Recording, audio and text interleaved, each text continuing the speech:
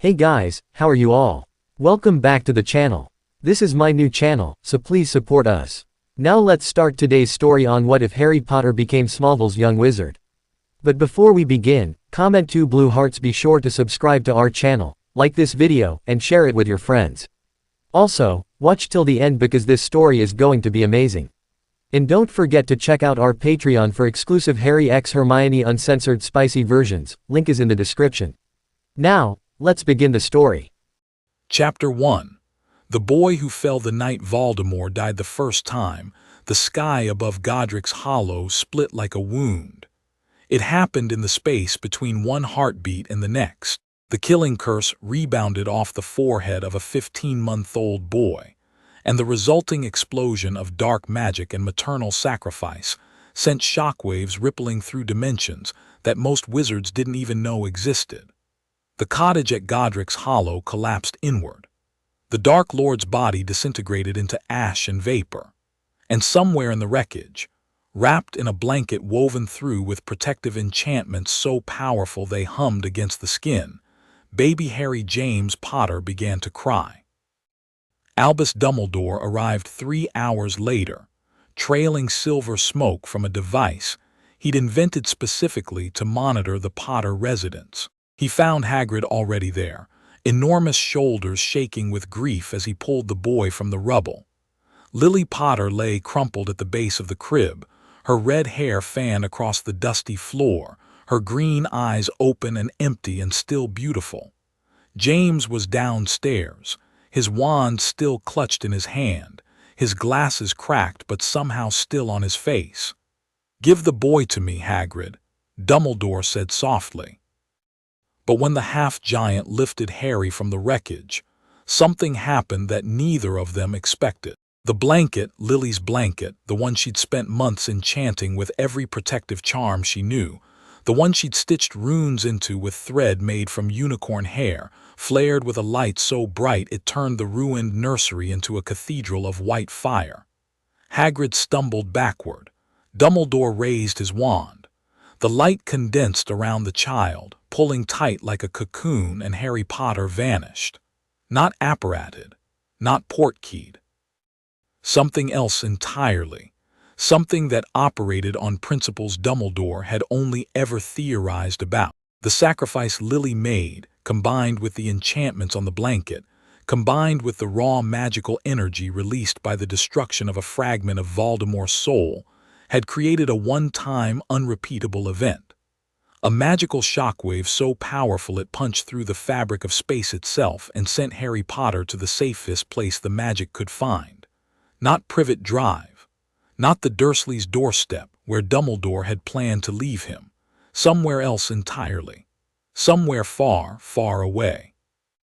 The blanket deposited Harry James Potter in a cornfield in Smallville, Kansas, at approximately 9:47 p.m. Central Standard Time, on the 31st of October, 1981. He landed softly. The enchantment saw to that in a nest of broken cornstalks, the autumn harvest already half finished, the remaining stalks dry and golden in the moonlight.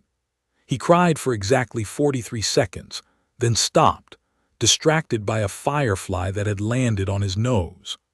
Martha Kent heard the impact from the kitchen. She was washing dishes at the time, scrubbing at a casserole pan that Jonathan had promised to soak but hadn't, when a sound like a thunderclap rolled across the property. The window above the sink rattled in its frame. The glasses in the cupboard clinked together. Martha set down the pan, dried her hands on her apron, and looked out into the darkness beyond the porch light's reach. Jonathan, her husband, was in the barn, working on the tractor's carburetor for the 3rd time that week. He emerged wiping his hands on a rag, squinting toward the south field where a faint glow was already fading. "You hear that?" he called across the yard. Sounded like it came from the corn. Jonathan grabbed the shotgun from inside the barn door, not because he expected to use it, but because he was a practical man who lived in rural Kansas and understood that strange sounds in the dark warranted caution. Martha took the flashlight from the hook by the back door. Together they walked into the field. They found Harry in a crater no larger than a bathtub, surrounded by cornstalks that had been flattened in a perfect circle. The blanket glowed faintly, casting the baby's face in soft golden light. His eyes were open, bright green, startlingly alert for an infant, and he was watching the firefly with an expression of grave concentration. On his forehead, still raw and bleeding slightly, was a scar shaped like a bolt of lightning. Martha Kent dropped to her knees. "Oh my God," she whispered. "Jonathan, Jonathan, it's a baby." Jonathan stood behind her, the shotgun hanging forgotten at his side, and stared. He'd seen something like this before. 3 years ago, almost to the day, he and Martha had found another child in another field, that one in a ship that definitely hadn't come from Earth. That boy was asleep in the farmhouse right now, 3 years old and already strong enough to lift the kitchen table with one hand. "Martha," he said carefully, "we should think about this." She was already lifting the child, blanket and all, cradling him against her chest with the practiced ease of a woman who'd spent the last 3 years mothering a toddler from another planet. Harry looked up at her and made a sound that was half gurgle, half laugh, and reached for her face with tiny fingers. "He's hurt," Martha said, touching the scar gently. "He's bleeding. He's alone in a field in the middle of the night, Jonathan. What exactly do you need to think about?" Jonathan Kent was not a man who surrendered to impulse. He was a man who planned, who considered, who weighed options against consequences. But he was also a man who recognized the hand of something larger than himself when it placed a child in his path, and he'd learned that lesson the first time. "Nothing," he said quietly. "Let's take him inside." They carried Harry into the farmhouse and laid him on the kitchen table under the bright overhead light. Martha cleaned the wound on his forehead with warm water and antiseptic while Jonathan examined the blanket. It was ordinary wool, or appeared to be, but there were symbols stitched into the hem that he didn't recognize. Not any language he'd seen, and Jonathan Kent had served in the military and traveled more than most people in Lowell County. "These aren't normal," he muttered, tracing a finger over a rune that seemed to shift slightly when he wasn't looking directly at it. Neither was the spaceship, Martha reminded him without looking up. She'd finished cleaning the scar and was now gently bouncing Harry on her knee. He'd stopped fussing entirely and was staring at the kitchen with wide eyes, his tiny head swiveling to take in the copper pots hanging above the stove, the cross-stitched sampler on the wall, the cat clock whose eyes and tail moved with each tick. A thump from the hallway made them both turn.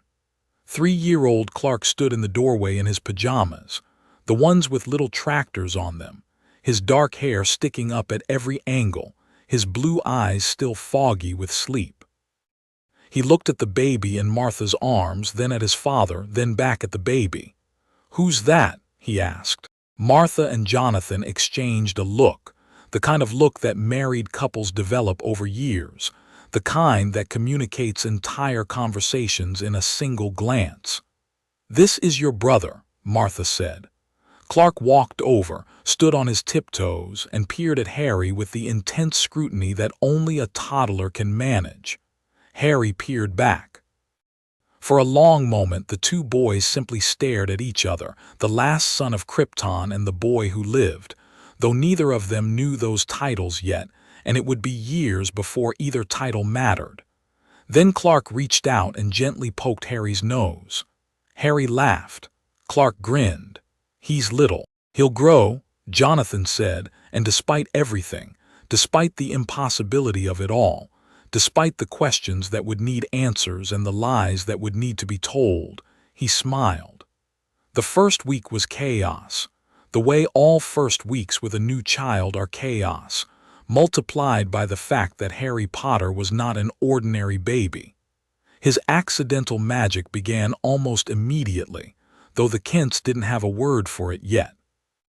They called it Harry's tricks, the way they called Clark's strength Clark's specialness, because naming things made them manageable, and the Kents were nothing if not people who managed. On the second night, Martha put Harry in the crib they'd kept in the attic, the one they'd originally bought for Clark before realizing that Clark could climb out of any crib ever manufactured, and would simply float down to the floor if the sides were too high. She laid Harry down, kissed his forehead above the scar, and turned on the mobile of painted wooden animals that Jonathan had carved himself. She was halfway down the hall when she heard a sound like wind chimes, though there were no wind chimes in the nursery. She went back. The mobile was spinning on its own, faster than it should have been able to, and the carved animals, a cow, a pig, a horse, and a rooster, were moving, not spinning with the mobile, moving independently. The cow was trotting in a circle, the pig was doing somersaults, the horse was rearing up on its hind legs, the rooster was flapping its wings.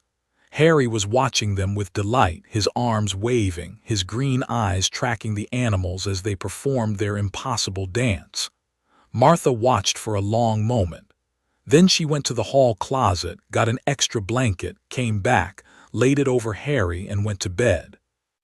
She didn't tell Jonathan until the next morning, and when she did, he set down his coffee, stared at the wall for approximately 30 seconds and said, "Well, at least this one doesn't shoot lasers from his eyes." The documentation came together slowly. Jonathan drove to Topeka and through channels he'd used once before for Clark, obtained a birth certificate. Harry Kent, born July 31, 1980. Parents, Jonathan and Martha Kent. The forgery was excellent, it had to be, because they'd used the same man as before, a retired government clerk who owed Jonathan a favor from their service days and who asked no questions. The story they told neighbors was simple and mostly true. Martha's cousin in England had died tragically, and the child had no other family. In Smallville, where people minded their own business with the ferocity of a religious conviction, this was accepted without much comment. Mabel Henderson at the general store knitted Harry a yellow blanket. Pastor Lindquist added his name to the church registry. The ladies of the Methodist Auxiliary dropped off a casserole. Harry became a Kent. The boys grew together the way brothers do, tangled up in each other, fighting and forgiving in the same breath, building worlds between them that no one else could enter. Clark was protective from the start, with an intensity that went beyond normal sibling attachment. He would carry Harry around the farm on his back, pointing out the horses and the chickens and the tractor and the sky, narrating the world in the breathless, fragmented way of a child who has so much to say and so few words to say it with. "That's a cloud, Harry, that's the sun. Don't look at the sun. That's Bessie. She's a cow. Don't pull Bessie's tail." Harry, for his part, adored Clark with the uncomplicated totality that babies reserve for the people who make them feel safe. He would crawl toward Clark's voice across any room. He said "Ka" before he said "Mama," which Martha pretended to be offended by but secretly found adorable. And the magic grew. At 6 months in the Kent household, Harry levitated his bottle from the counter to his high chair. Martha nearly dropped the skillet. Jonathan, who'd walked in just in time to see the bottle floating serenely through the kitchen, caught it in midair and handed it to Harry with the weary calm of a man who'd already adjusted his definition of normal twice and was not about to do it a third time. At 8 months, Harry changed the color of the living room curtains from beige to bright purple. Martha stared at them for a full day, trying to decide if she preferred the new color. She did. She left them. At 10 months, Harry made the family dog, a golden retriever named Captain, float 3 feet off the ground. Captain did not appreciate this and spent the rest of the day hiding under the porch. Clark thought it was the funniest thing he'd ever seen and laughed so hard he accidentally punched a hole in the drywall. Jonathan repaired the wall that evening, as he had repaired many walls before and would repair many more, and added "floating dog" to the mental list he kept of things his sons could do that he could never explain to anyone. By the time Harry was 2, The Kents had developed a comprehensive system for managing their household of extraordinaries. Clark's rules were physical. Don't lift the truck, don't run faster than the other kids can see, don't look at things too hard when you're angry. Harry's rules were more abstract. Don't make things move when other people are watching, don't change the color of things at school, and absolutely under no circumstances talk to the snakes in front of company. The snake thing had been a surprise. It happened on a Sunday in spring, the kind of Kansas day that exists in paintings and postcards, the sky enormous and blue, the wheat bending in a warm wind, the whole world smelling of soil and growth. The family was in the garden. Martha was planting tomatoes. Jonathan was building a trellis for the beans. Clark was attempting to dig a hole to China with a toy shovel, which, given his strength, was a more realistic ambition than it would have been for most 4-year-olds. Harry, 2 years old and still unsteady on his feet, had wandered to the edge of the garden where the grass grew long against the fence. Martha glanced up from her planting and saw him squatting down, his face inches from the ground, making sounds that were not words in any language she recognized. "Harry, honey, what are you doing?" Harry looked up. "Talking to the snake," he said, in the matter-of-fact tone of a toddler who sees nothing unusual about this. Martha set down her trowel, walked over and looked. There was indeed a snake, a common garter snake, harmless, the kind that lived in every garden in Kansas. It was coiled in the grass, its head raised, and it appeared to be listening to Harry with an expression that Martha could only describe as attentive. "It says there are mice in the barn," Harry reported. "It wants to know if it can eat them." Jonathan had come over by this point. He looked at the snake. He looked at Harry. He looked at Martha. "Tell it yes," he said. "We've been trying to get rid of those mice for months." Harry made more of the strange hissing sounds. The snake bobbed its head. It actually bobbed its head and slithered away toward the barn. "Well," said Martha. "Well," said Jonathan. They didn't discuss it further that day, but that night after the boys were in bed, they sat on the porch with glasses of lemonade and stared at the stars and tried to make sense of the life they'd built. "He's not like Clark," Martha said carefully. "Clark's abilities are physical, strength, speed, the eyes, but what Harry does is something else." Jonathan nodded. He'd been thinking the same thing.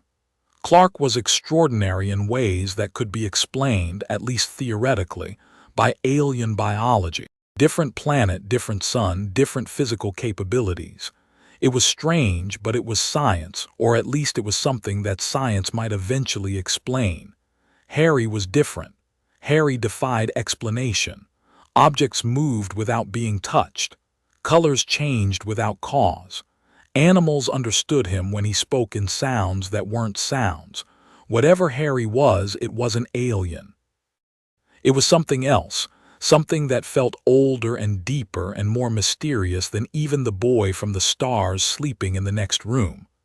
"Do you think we should try to find out where he really came from?" Martha asked. Jonathan was quiet for a long time.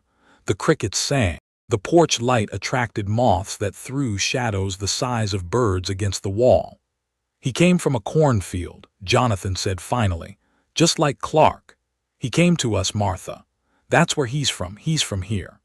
She leaned against his shoulder and they sat in the dark, and the question of Harry's origins retreated to the place where unanswerable questions go, not forgotten, but set aside, because there were more immediate things to worry about, like keeping 2 impossible boys safe and secret and loved. The years between 2 and 5 were the golden years, the years the Kents would look back on with a nostalgia so sharp it ached. The farm was its own world, sealed off from the complications that would come later, and within its borders, Clark and Harry were simply brothers who happened to be remarkable. They invented games no other children could have played. Super Catch involved Clark throwing a ball as hard as he could, which was very hard, and Harry using his strange abilities to stop it in midair before it smashed through the barn wall. Color Tag involved Harry changing the color of whatever Clark was standing near, trying to make him laugh, while Clark tried to stay serious. Clark always lost. He was an easy laugher, generous with his joy in the way that some children are, as if happiness were something he had too much of and needed to give away. Harry was quieter. Even as a small child, he had a watchfulness about him, a tendency to observe before acting, to stand at the edge of things and take their measure. Martha noticed it and loved him for it without trying to change it. Jonathan noticed it and recognized something of himself in the boy, a careful, considered nature that would serve him well when the world beyond the farm finally demanded his attention. But Harry was not solemn. With Clark, he was a different child entirely, wild, laughing, inventive, brave. Clark drew Harry out the way sunlight draws a seed from the soil, and Harry grounded Clark the way roots hold a tree against the wind. They needed each other in ways that were obvious to anyone who watched them and impossible to articulate to anyone who didn't.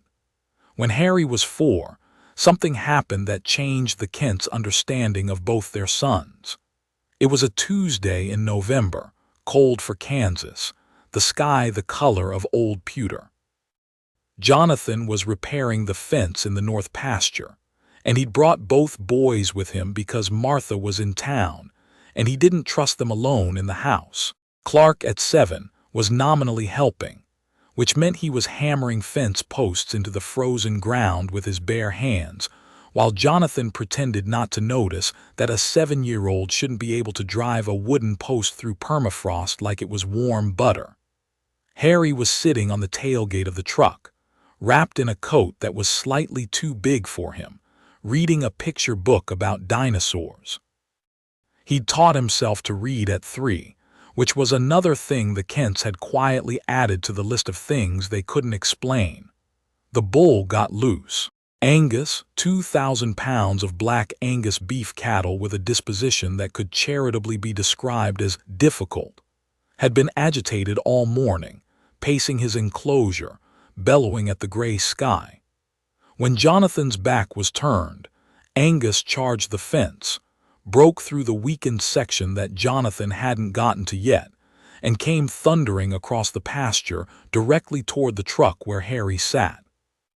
Harry looked up from his dinosaur book and saw 2,000 pounds of angry bovine bearing down on him at 30 miles per hour. He didn't scream. He didn't run. He raised one small hand, palm out, and Angus stopped. Not slowed, stopped, as if he'd hit a wall. His hooves tore furrows in the frozen dirt, his enormous body skidding forward another 3 feet before coming to a complete halt. He stood there, snorting, his wild eyes fixed on the small boy with the outstretched hand, and he did not move, could not move. Clark was there a half-second later, having crossed 100 yards of pasture in the time it took Jonathan to turn around. He stood between Harry and the bull, his fists clenched, his 7-year-old body rigid with a fury that made the air around him shimmer. "Don't touch my brother," Clark said. Harry lowered his hand. Angus, released from whatever invisible force had held him, backed away slowly, his aggression replaced by something that looked remarkably like respect. He turned and walked back to his enclosure with the careful dignity of an animal that has encountered something larger than itself and has decided wisely to leave it alone. Jonathan reached the truck 30 seconds later, out of breath, his heart hammering. He looked at Harry. He looked at Clark. He looked at the retreating bull. "Everyone okay?" he managed. Angus was being rude, Harry said, and went back to his dinosaur book. That night Jonathan sat both boys down at the kitchen table, the same table where he'd first examined Harry's blanket 4 years earlier, and had the conversation he'd been preparing for since he found a spaceship in his cornfield. "You boys are different," he said, "both of you. And I don't mean different like some kids are left-handed and some kids have red hair. I mean different in ways that the rest of the world isn't ready to understand." Clark looked at his hands. He knew. He'd known for a while, in the way that children know things, not as facts but as feelings, a persistent awareness that the strength in his body was not normal, that the things he could see and hear were beyond what anyone else experienced. Harry looked at his father. He knew too, though his knowing was different from Clark's. Harry's knowing was wrapped up in the strange energy that hummed beneath his skin, the force that moved things without touching them and changed things without effort and spoke to creatures in languages that shouldn't exist. "What are we?" Clark asked. Jonathan took a long breath. "Clark, you came from somewhere very far away, a place called Krypton. Your birth parents sent you here because their world was dying and they wanted you to live." Clark's eyes widened. He'd suspected something. Children always suspect, but hearing it spoken aloud made it real in a way that suspicion never could. "And Harry," Jonathan continued, turning to the smaller boy, "you came to us in a way I still don't fully understand. You appeared in our field, wrapped in a blanket covered in symbols I've never been able to read. I don't know where you were born or who your birth parents were, but I know this. You have abilities, Harry, both of you do, and the world will fear those abilities if it ever learns about them." "Why?" Harry asked. "Because people fear what they don't understand. It's the oldest story there is." Martha, who'd been standing in the doorway, came to the table and sat down. She put one hand on Clark's shoulder and the other on Harry's. "Your father and I chose to raise you both," she said. "Not because we had to, but because we wanted to, because you're our sons. And nothing about where you came from or what you can do changes that. But we need you to understand something, both of you. These gifts you have, they're not toys. They're not tricks, they are responsibilities." "What does that mean?" Clark asked. Jonathan leaned forward. "It means that every day you have to choose what kind of person you're going to be. Your abilities give you power that most people will never have. That power can protect people. It can help people, or it can hurt people. The choice is yours, and you'll have to make it over and over again for the rest of your lives." "I don't want to hurt anyone," Harry said immediately, his green eyes fierce. "I know you don't, son. Neither does Clark, and that's exactly why I trust you both. But trust isn't given once, it's earned every day. Remember that." The conversation ended there, as conversations with children often do, not with resolution, but with the planting of a seed that would grow slowly and steadily in the fertile soil of young minds. Clark went to bed that night thinking about Krypton, about parents he'd never known, about a world that had died so he could live. Harry went to bed thinking about the blanket in the attic, the symbols he couldn't read, the life he couldn't remember. They were 5 and 7 years old, and they already carried the weight of secrets that would have crushed most adults. But they were Kent's, and Kent's endure. The Smallville elementary school years tested the family's commitment to secrecy in ways that the farm never could. The farm was a controlled environment. Jonathan and Martha could manage what happened within its borders. School was chaos, populated by children who noticed everything and adults who noticed almost as much.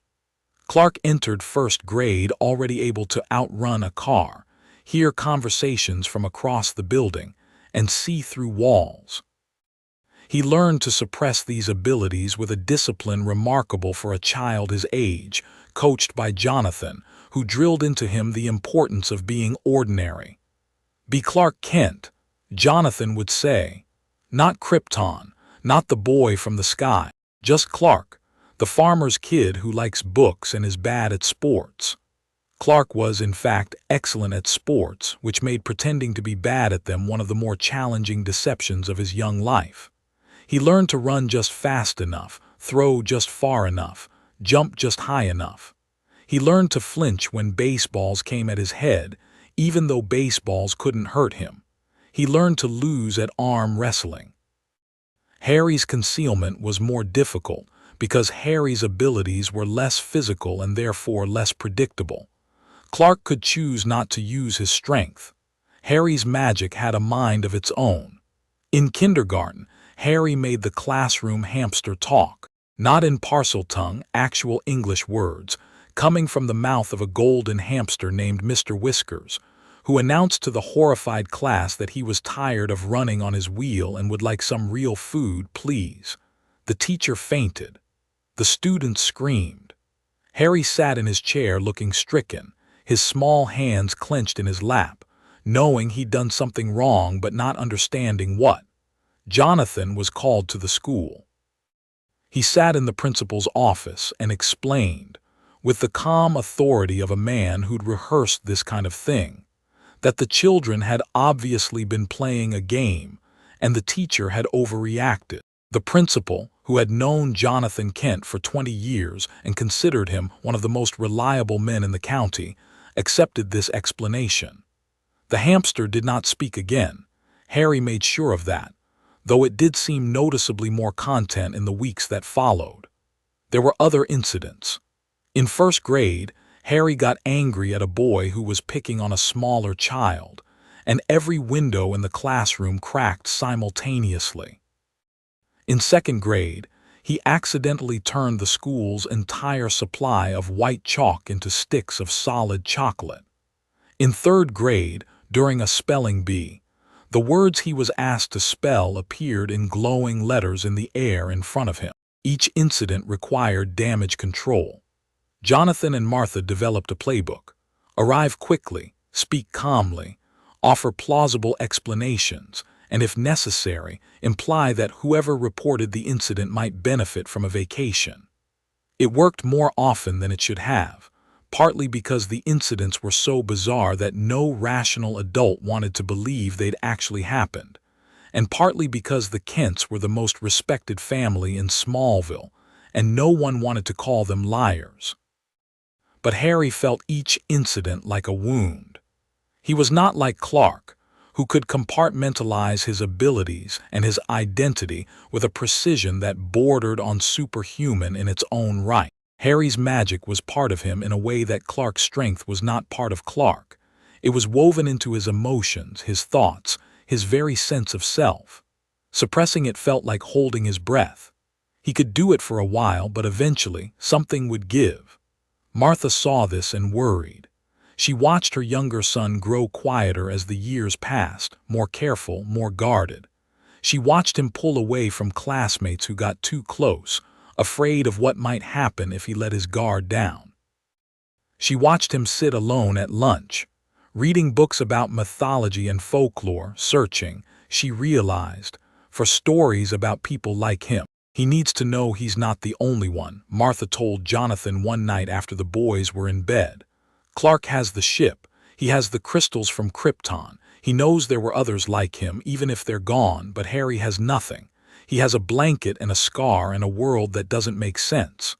What do you want me to do, Martha? I can't explain something I don't understand.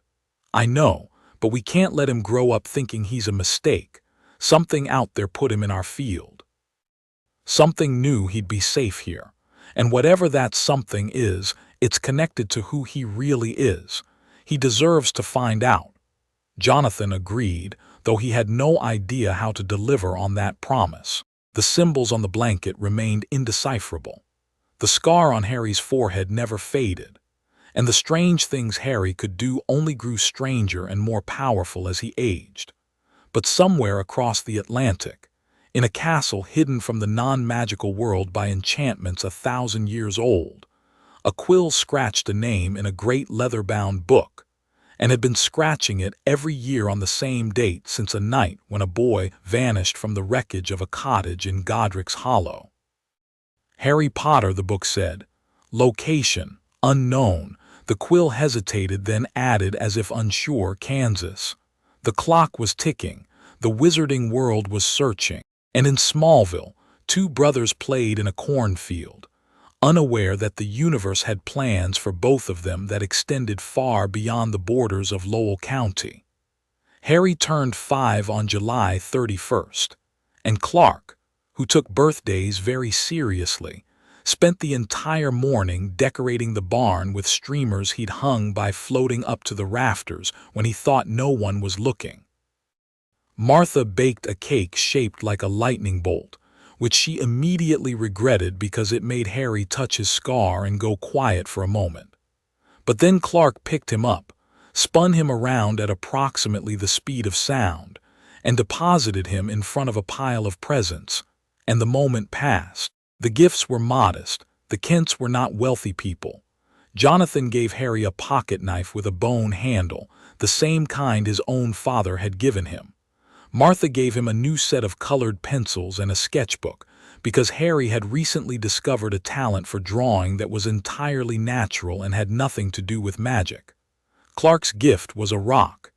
"It's from the ship," Clark whispered, pressing the small, smooth stone into Harry's palm. It was dark blue, almost black, with flecks of silver that caught the light like trapped stars. "It's from Krypton, so you have something from outer space too." Harry held the rock carefully, as if it were alive. "You don't have to give me this. I want to. You're my brother. We share everything." Harry put the rock in his pocket, where it would stay for the next 6 years, carried everywhere, touched in moments of stress like a talisman, which, in a way, it was. The summer Harry was 5 and Clark was 8, they built a fort in the oak tree at the edge of the property. Clark did the heavy lifting, literally, hauling planks up the trunk and nailing them into place with his thumb, while Harry sat below and drew blueprints on his sketchpad. The fort was structurally questionable by any engineering standard, but it was theirs, and they spent every free hour in it. It was in the fort that they had their first real conversation about what they were. "Do you think there are others?" Harry asked one afternoon. They were lying on the wooden floor, staring up through the gaps in the roof at a sky that was doing the Kansas thing, turning colors that no painting could capture, pinks and golds and purples that stretched from horizon to horizon. "Others like us," Clark frowned. "Dad says I'm the only one from Krypton. The planet blew up." "Not from Krypton, like us generally. People who can do things." Clark considered this. "Maybe. There's a lot of people in the world. I don't mean people who are strong or smart. I mean people who can do what I do. The moving things, the talking to animals, he waved his hand vaguely, stuff. Your magic stuff. It's not magic."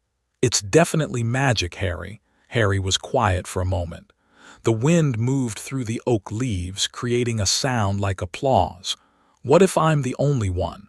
What if there's nobody else in the whole world who can do what I do?" Clark rolled onto his side and looked at his brother with an expression of absolute certainty, the expression of a child who has not yet learned to doubt the things he feels most strongly. "You're not the only one," he said. "You can't be. The universe doesn't work like that. And even if you are, even if there's nobody else in the whole world who can do the things you do, so what? You've got me. You've got Mom and Dad. You're a Kent. That's enough." Harry smiled. It was a small smile, but it was real, and it reached his eyes in a way that Martha would have wept to see, because it was the smile of a boy who, for a moment at least, believed he belonged. "Yeah," Harry said, "that's enough." But it wasn't enough. Not quite. Because the questions didn't stop, and the magic didn't stop, and somewhere inside Harry Kent, Harry Potter, though he didn't know that name yet, there was a place that ached with not knowing. Not knowing who his birth parents were, not knowing why he had a lightning bolt scar on his forehead, not knowing why he could do the things he could do, not knowing if there was a word for what he was. That word, of course, was wizard, and in 6 years someone would come to tell him. But that's a story for another chapter, and this one has a little further to go. The summer turned to autumn and autumn to winter, and the Kent farm settled into the rhythms that had governed it for 4 generations. Chores in the morning, school during the week, church on Sunday, dinner together every night, no exceptions, no excuses, the 4 of them around the kitchen table that was the center of the household's gravity. Jonathan taught both boys to work, real work, the kind that leaves calluses and teaches patience. Clark could have done every chore on the farm in 30 seconds, but Jonathan made him do them at human speed, because the point wasn't efficiency. The point was character. "You build a fence post by post," Jonathan told Clark, standing over him as the boy hammered methodically, his strength reined in to a fraction of its potential. "You don't skip ahead. You don't take shortcuts. Every post matters, and if you rush one, the whole fence is weak. Harry's chores were different: feeding the chickens, collecting eggs, mucking out stalls, tasks that required patience and gentleness rather than strength. He excelled at them. The animals loved him. The chickens would follow him around the yard like a feathered entourage. The horses nuzzled his pockets for the sugar cubes he always carried. Even Angus, the bull who had charged him 2 years earlier, would amble over to the fence when Harry walked by and stand there, chewing cud, with an expression of bovine devotion. "That boy has a gift with animals," Martha told Jonathan. "Beyond the talking to snakes thing, the animals trust him." "Animals are good judges of character," Jonathan said, which was as close as he ever came to sentimentality. The years accumulated. Clark grew tall and handsome, and increasingly aware that the careful, ordinary life his parents had built for him was a shell over something vast and terrifying and magnificent. Harry grew lean and dark-haired and green-eyed, his mother's eyes though he didn't know it, and the magic grew with him, pressing against the boundaries of concealment like water against a dam. At 6, Harry discovered he could fly. Not Superman style, he couldn't launch himself into the sky and soar over continents, but he could hover. He could float upward, slowly, gracefully, like a balloon with a mind of its own, and hang in the air for minutes at a time. He discovered this in the barn, alone on a rainy afternoon when Clark was at a friend's house and the farm felt too quiet without him. Harry had climbed the ladder to the hayloft, stood at the edge looking down at the floor 20 feet below, and thought, very clearly, "I wonder what it would be like to fall and not hit the ground." He stepped off the edge and floated. He hung in the air, his arms outstretched, his eyes wide, his heart hammering with a cocktail of terror and exhilaration that he would spend the rest of his life chasing. Below him, the barn floor was distant and solid and irrelevant. Above him, the rafters creaked in the wind. He was suspended in the space between, weightless, free, and for the first time in his life, perfectly happy. Jonathan found him an hour later, still floating, reading his dinosaur book. He'd graduated to more advanced dinosaur books by now, 20 feet above the barn floor. "Harry James Kent, you come down from there right now." Harry looked down. "I don't know how." It took another hour. A ladder and Clark, who'd come home and was hovering at Harry's level with a look of intense amusement, to get Harry back on solid ground. Jonathan added flying to the list of things we don't do in public and went to fix the tractor, which was the Kent family equivalent of therapy. At 7, Harry had his first encounter with something dark. It happened in the forest that bordered the Kent property to the north, a stretch of old-growth woodland that the family used for firewood and the boys used for adventure. Harry was walking alone, collecting interesting rocks for a project, when the temperature dropped. It dropped all at once, like plunging into cold water. The air went from autumnal crispness to bone-deep frigidity in the space of a breath. Harry's exhale came out as a cloud of white. Frost crept across the fallen leaves at his feet, and then he heard his mother screaming. Not Martha. His real mother, the mother he didn't remember, the woman who died in the ruins of a cottage in a village he'd never seen. He heard her voice as if she were standing right behind him, screaming a word he couldn't make out, and the sound was the worst thing he'd ever heard, worse than anything he'd imagined in his worst nightmares. Harry stumbled backward, his hands over his ears. The cold intensified.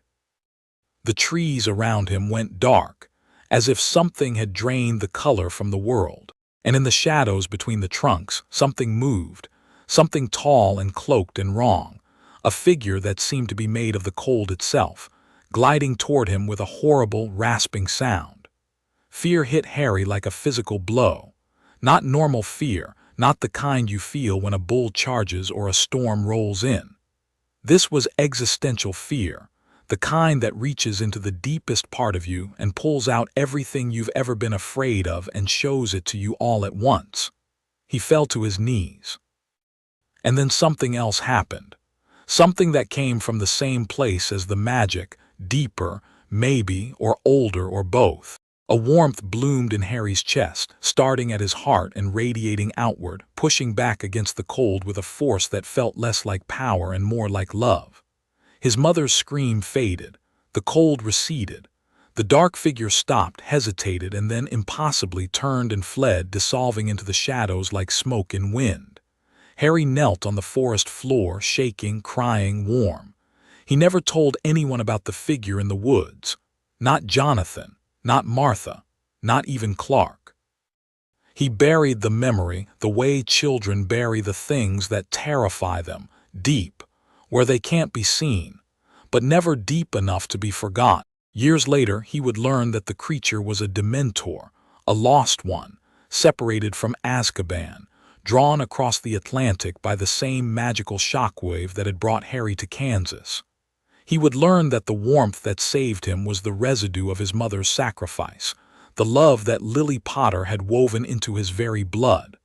But at 7, he knew only that something terrible had come for him in the woods, and something inside him had driven it away. He was Harry Kent.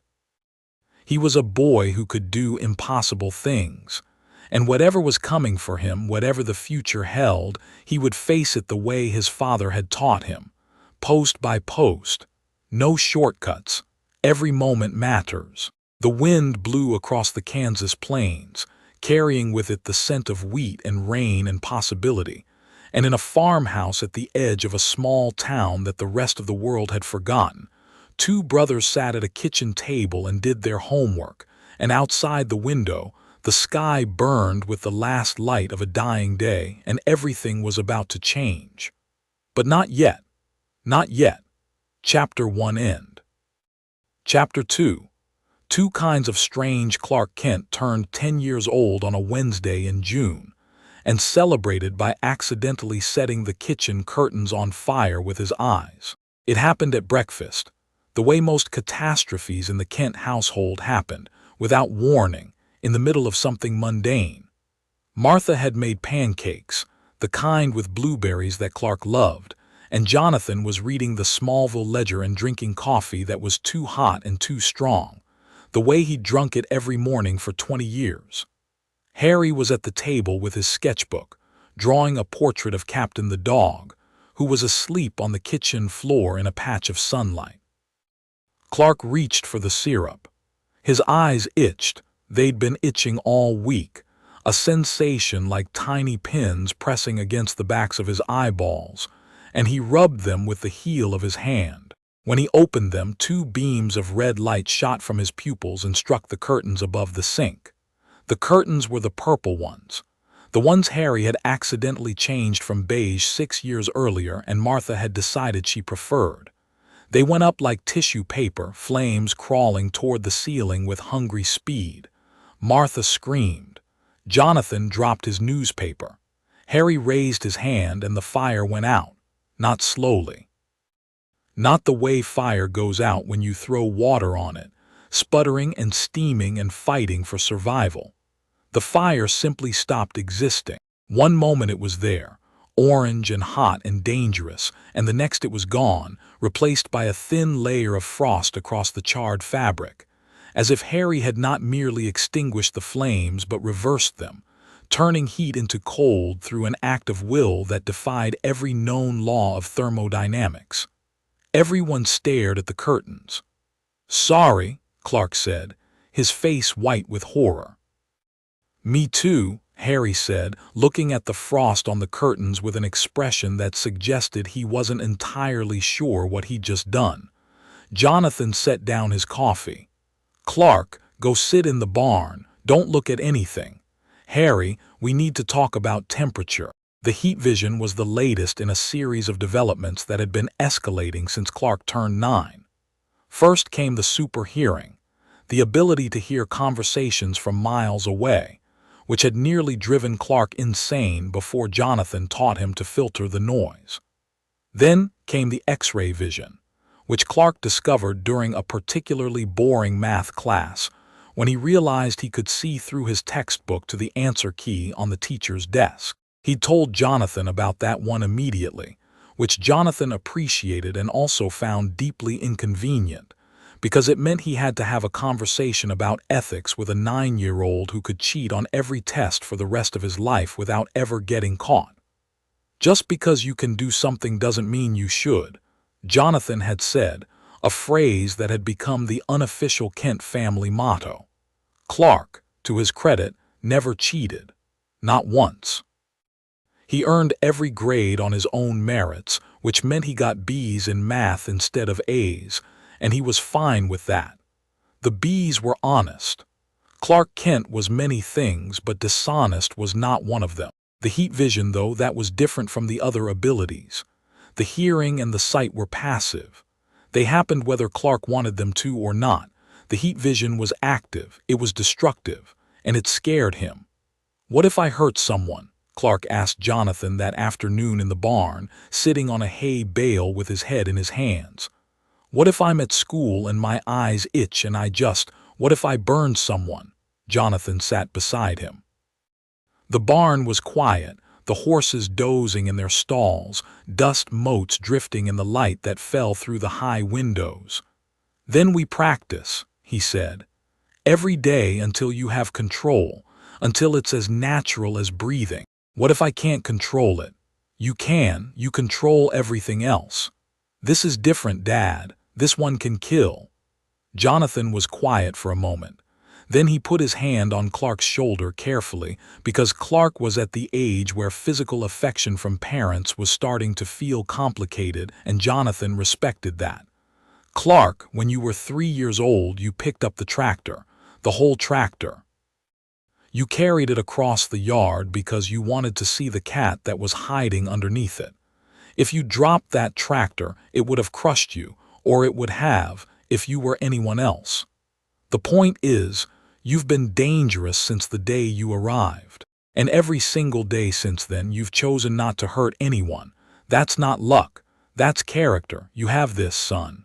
They practiced every evening for the rest of the summer. Jonathan set up targets in the back pasture, old fence posts, empty oil drums, hay bales at increasing distances. Clark would focus, let the heat build behind his eyes and release it in controlled bursts. At first, the results were erratic, beams going wide, scorching the grass, once igniting a tree that Harry had to put out with another one of his impossible cold snaps. But gradually, incrementally, Clark gained control.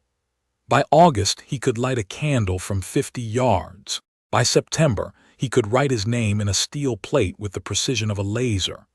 Harry watched every practice session from the fence, fascinated. He couldn't do anything remotely similar. His abilities were not elemental in that way, but he was endlessly curious about Clark's powers, the way a scientist is curious about a phenomenon that challenges existing theory. It's thermal energy, Harry said one evening, lying on the grass while Clark melted a row of tin cans at the far end of the field. Your body absorbs solar radiation and converts it. That's why you're stronger in summer. Clark paused, lowered his hands from his temples. How do you know that? I've been reading. Reading what? They don't teach solar-powered aliens in 4th grade. Library books, physics, biology, some chemistry. Harry shrugged the way he did when he was trying to make something extraordinary sound ordinary. Your abilities have patterns, they follow rules. I've been trying to figure out the rules. Clark stared at him. Harry was 9. He was reading college-level physics to understand his brother's alien biology. This was, Clark thought, either the most touching or the most disturbing thing he'd ever heard. Have you figured out the rules for your stuff? Clark asked. Harry's expression shifted. Something closed behind his eyes, a door that Clark had seen shut before. The door Harry retreated behind whenever someone got too close to the thing he didn't understand about himself. No, Harry said quietly. My stuff doesn't have rules.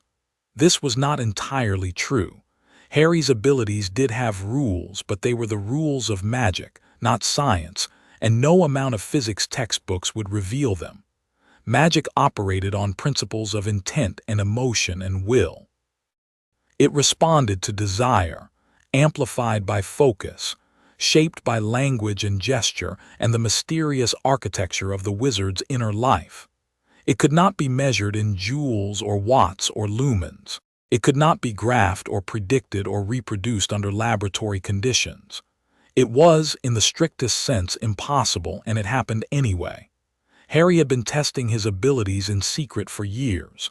Not the accidental outbursts that had plagued his school career. Those were involuntary, the magical equivalent of a sneeze. The deliberate experiments were different. Late at night, when the house was dark and Clark was asleep, Harry would sit cross-legged on his bed and practice. He could move objects, not just push them, he could make them dance. He discovered this with a set of marbles, lifting them one by one from the jar on his dresser and sending them in orbits around his head, each one following a different trajectory, never colliding. The concentration required was immense, like trying to think in multiple directions simultaneously, but the result was beautiful, the marbles tracing luminous arcs in the darkness of his bedroom like tiny planets orbiting a green-eyed sun. He could change things. Not just colors, though colors were the easiest, but textures, shapes, even compositions. He'd turned a pencil into a fountain pen. He'd turned a glass of water into a glass of orange juice, which he'd drunk and found perfectly normal. He turned a dead leaf into a living butterfly, which had fluttered around his room for an hour before dissolving back into a leaf on his windowsill. He could feel things at a distance. This was the ability that frightened him most because it had no physical analog. He could close his eyes and sense the world around him, not see it, not hear it, but know it, the way you know the position of your own hand in the dark. He could feel the heartbeat of a mouse in the wall. He could feel the slow, dreaming consciousness of the horses in the barn. He could feel Clark's presence like a bonfire 2 rooms away, enormous and warm and unmistakable. And sometimes, when the night was very quiet and his concentration was very deep, he could feel something else, something far away and vast and watching. Not malevolent, not like the thing in the woods, but attentive, interested, as if the universe itself were leaning in to observe him. It scared him, so he stopped reaching for it.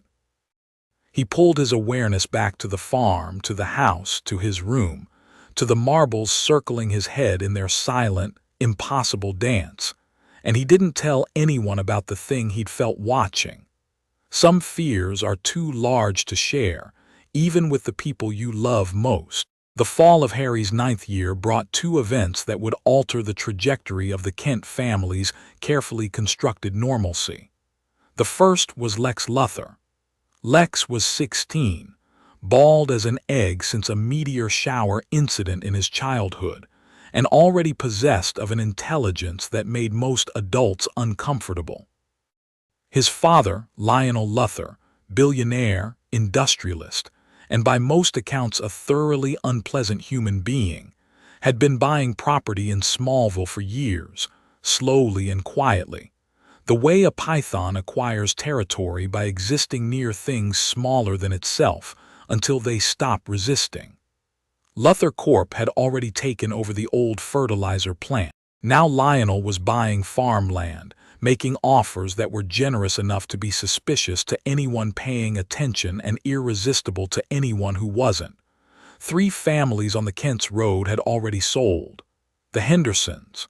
The Potters, no relation, just an unfortunate coincidence that made Harry flinch every time he heard the name. The Wilsons. Jonathan Kent was not selling. This was understood in Smallville the way certain geological features are understood, as permanent, immovable, and not subject to negotiation. Lex Luthor arrived in Smallville in September, sent by his father to oversee the fertilizer plant as a combination of business education and punishment for an incident at his boarding school that no one would discuss in detail. He drove a silver Porsche, wore clothes that cost more than the Kent family's annual grocery budget, and had a smile that Clark described as like a shark's, but on purpose. Harry's assessment was more nuanced. "He's lonely," Harry told Clark after their first encounter, a chance meeting at the gas station on the edge of town, where Lex was filling up the Porsche and Harry was waiting in the truck while Jonathan bought feed. "He's a Luther," Clark said, as if that settled things. "So, we're Kents. That doesn't tell you everything about us either." Clark didn't have an answer for that because Harry was right and Clark was old enough to know it. The second event was the man in the purple cloak. Harry saw him first. It was a Saturday morning in October, the air crisp with the promise of winter, the trees along Main Street blazing in their final display of gold and crimson. Harry was walking to the library, his weekend ritual, rain or shine, when he noticed a man standing on the corner of Main and Elm, looking at a map with an expression of bewildered frustration. The man was old, not elderly, but well past middle age, with a long face, a sharp nose, and hair that was dark and slightly greasy, as if he'd been traveling for a long time without access to adequate facilities. He wore a long purple cloak over what appeared to be old-fashioned robes, and he was holding the map upside down. In Smallville, where fashion choices tended toward the practical and the understated, a man in a purple cloak was approximately as subtle as a fireworks display. Harry should have walked past. Every instinct his parents had drilled into him said to avoid strangers, especially strange strangers, especially strange strangers who dressed like they'd wandered out of a Renaissance fair. But something about the man snagged Harry's attention, a feeling, not quite recognition but not quite ignorance either, as if he were seeing someone he'd met in a dream. "Are you lost?" Harry asked. The man looked up from his map. His eyes were black and sharp and immediately, intensely focused on Harry's face. His gaze moved to Harry's forehead, to the scar that was partially hidden by the dark hair that fell across it, and something happened in those black eyes, a cascade of emotions too rapid to identify, ending in an expression that Harry could only describe as shock. "No," the man said, in a voice that was British and precise and loaded with something that might have been pain. "Not anymore." He folded the map, tucked it into his cloak, and walked away before Harry could ask another question. He turned the corner onto Elm Street and was gone. Harry stood on the sidewalk, his heart beating fast, his scar tingling, actually tingling for the first time he could remember, and the feeling of being watched that he'd felt in his bedroom was back, stronger than ever. He went to the library. He checked out 3 books on British folklore. He did not tell his parents about the man in the purple cloak, but the man came back. Harry saw him again 2 weeks later, outside the school, watching the children stream out at 3 o'clock from across the street. Then again at the grocery store, examining a can of beans with the confusion of someone who had never seen a can of beans before. Then again at the edge of the Kent property, standing at the road, looking at the farmhouse with an expression that Martha, who spotted him from the kitchen window, described as hungry. "There's a man watching our house," Martha told Jonathan that evening. Jonathan's response was immediate and unequivocal. He went to the gun safe, retrieved the shotgun, and walked to the end of the driveway.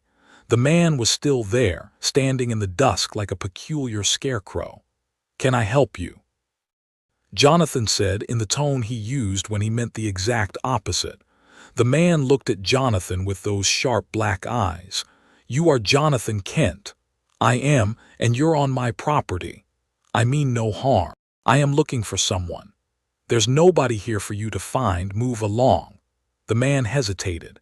His gaze moved past Jonathan toward the farmhouse where the kitchen light was on and 2 silhouettes, one tall, one shorter, were visible through the window. "The boy," the man said. "The younger one, his name is Harry." Jonathan's grip on the shotgun tightened. "You need to leave." "Mr. Kent, please, I have been searching for a very long time. I was sent by. I don't care who sent you. I'm telling you to get off my land." The man stared at Jonathan for a long moment. Then something extraordinary happened. He raised his hand and the shotgun in Jonathan's grip turned into a bouquet of sunflowers. Jonathan looked at the sunflowers. He looked at the man. He did not step backward. "That's a neat trick," Jonathan said, his voice steady as stone. "But my son can do better. Now get off my land or I'll let him show you." The man's expression changed. Not fear, something more complex. Respect, maybe, or recognition. He reached into his cloak, pulled out a small white card and placed it on the fence post. "My name is Severus Snape," he said. "When the boy is ready, I will return." He turned, walked 10 paces down the road and vanished.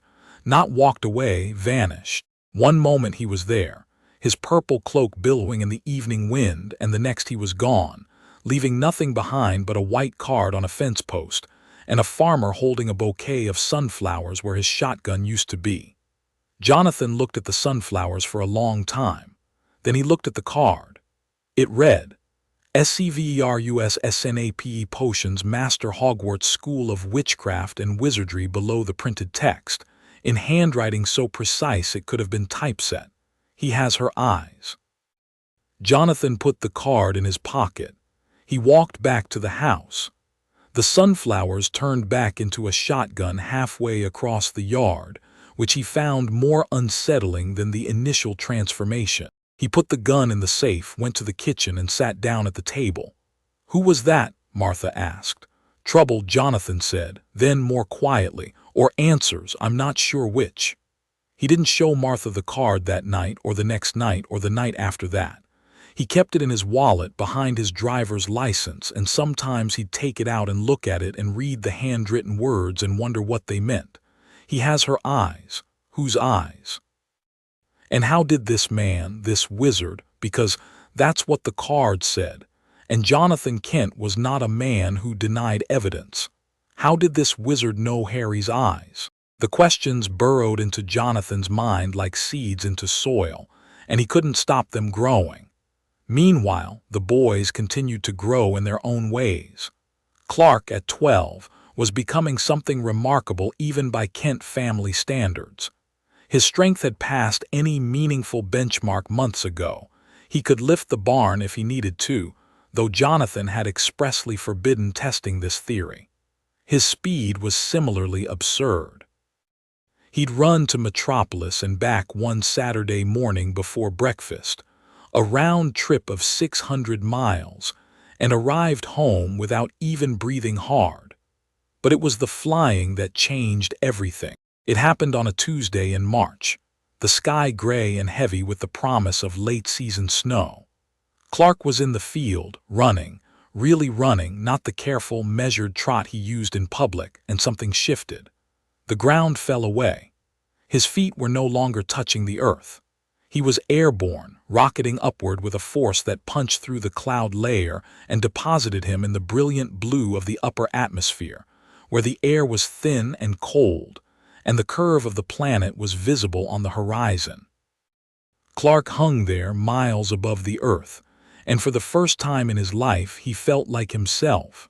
Not Clark Kent, the farmer's kid who was bad at sports, not the alien who had to hide, just himself. A being of extraordinary power, suspended between the planet that had adopted him and the stars that had birthed him, free in a way that he'd never been free before. He stayed up there for an hour, turning slow circles in the stratosphere, watching the world spin beneath him. Then he came down, landed in the back pasture with a boom that cracked the frozen ground, and walked into the kitchen with the biggest smile Harry had ever seen. "I can fly," Clark said. Harry grinned. "About time. I've been floating since I was 6. "Floating is not flying, Harry. Floating is flying for people with dignity." Clark laughed, a full, unreserved laugh that shook the windows and picked Harry up in a hug that would have crushed a normal person's ribcage. "Put me down, you alien gorilla. Say I'm the best brother in the world. You're the most modest brother in the world. Put me down." Clark put him down and immediately flew back outside to practice. Harry watched from the porch, wrapped in a blanket, a mug of hot chocolate in his hands, his green eyes tracking his brother's silhouette against the gray sky. Clark was a dark shape against the clouds, banking and rolling and climbing with a joy so pure it was almost visible, a contrail of happiness against the winter sky. Harry smiled, but there was something behind the smile, a shadow that Martha, watching from the window, recognized. It was the shadow of a boy who loved his brother completely and was beginning to realize that their paths might diverge. Clark's abilities were growing exponentially. They were physical, testable, limited only by biology. Harry's abilities were different. They grew too, but in directions that had no name and no map.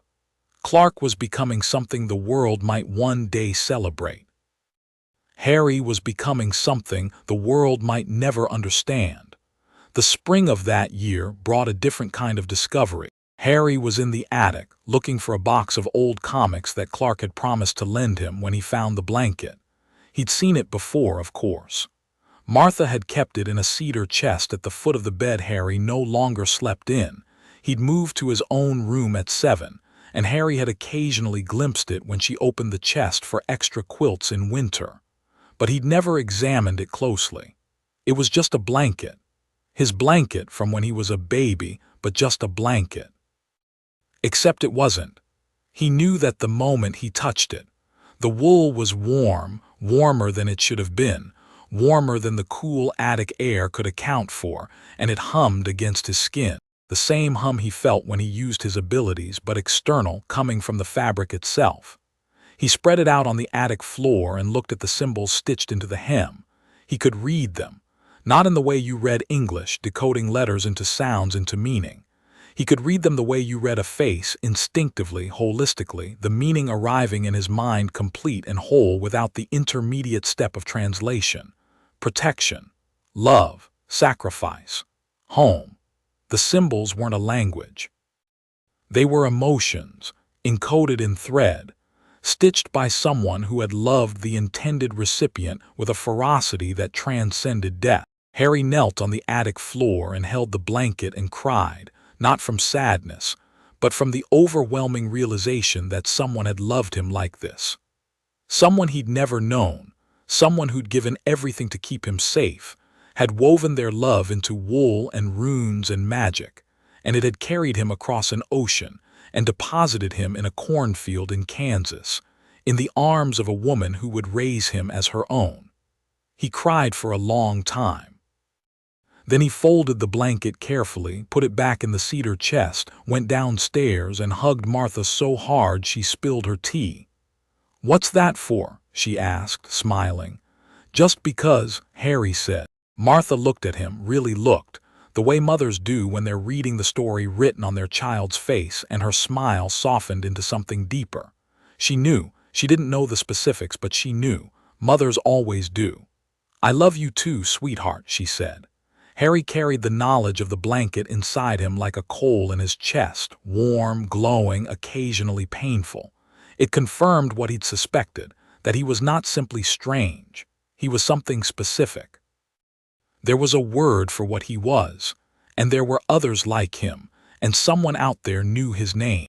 The card in Jonathan's wallet seemed to burn with renewed significance, though Harry didn't know it existed yet. The summer Harry turned 9 brought one more piece to the puzzle that was his identity, and this one came not from magic or mystery, but from the perfectly ordinary phenomenon of public television. It was a Sunday evening in August, thunderstorms rolling across the plains, the sky doing its Kansas thing again, turning the color of a bruise, purple and green and black. The clouds stacked like mountain ranges against the dying light. The family was gathered in the living room, the television on for background noise while Jonathan read, Martha knitted, and the boys played chess. Harry was winning, as he usually did, though Clark was getting better. He'd started reading chess strategy books, applying the same methodical determination to the game that he applied to everything. The evening news came on.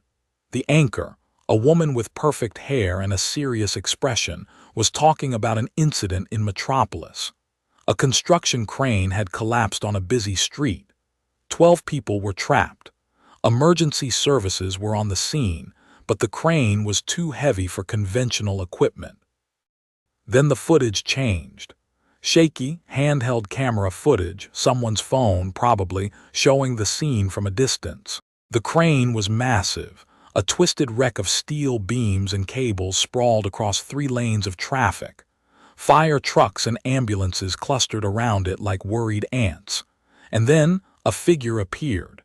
Distant, difficult to make out in the shaky footage. A figure in the air, descending toward the crane, moving with a speed and purpose that was unmistakable.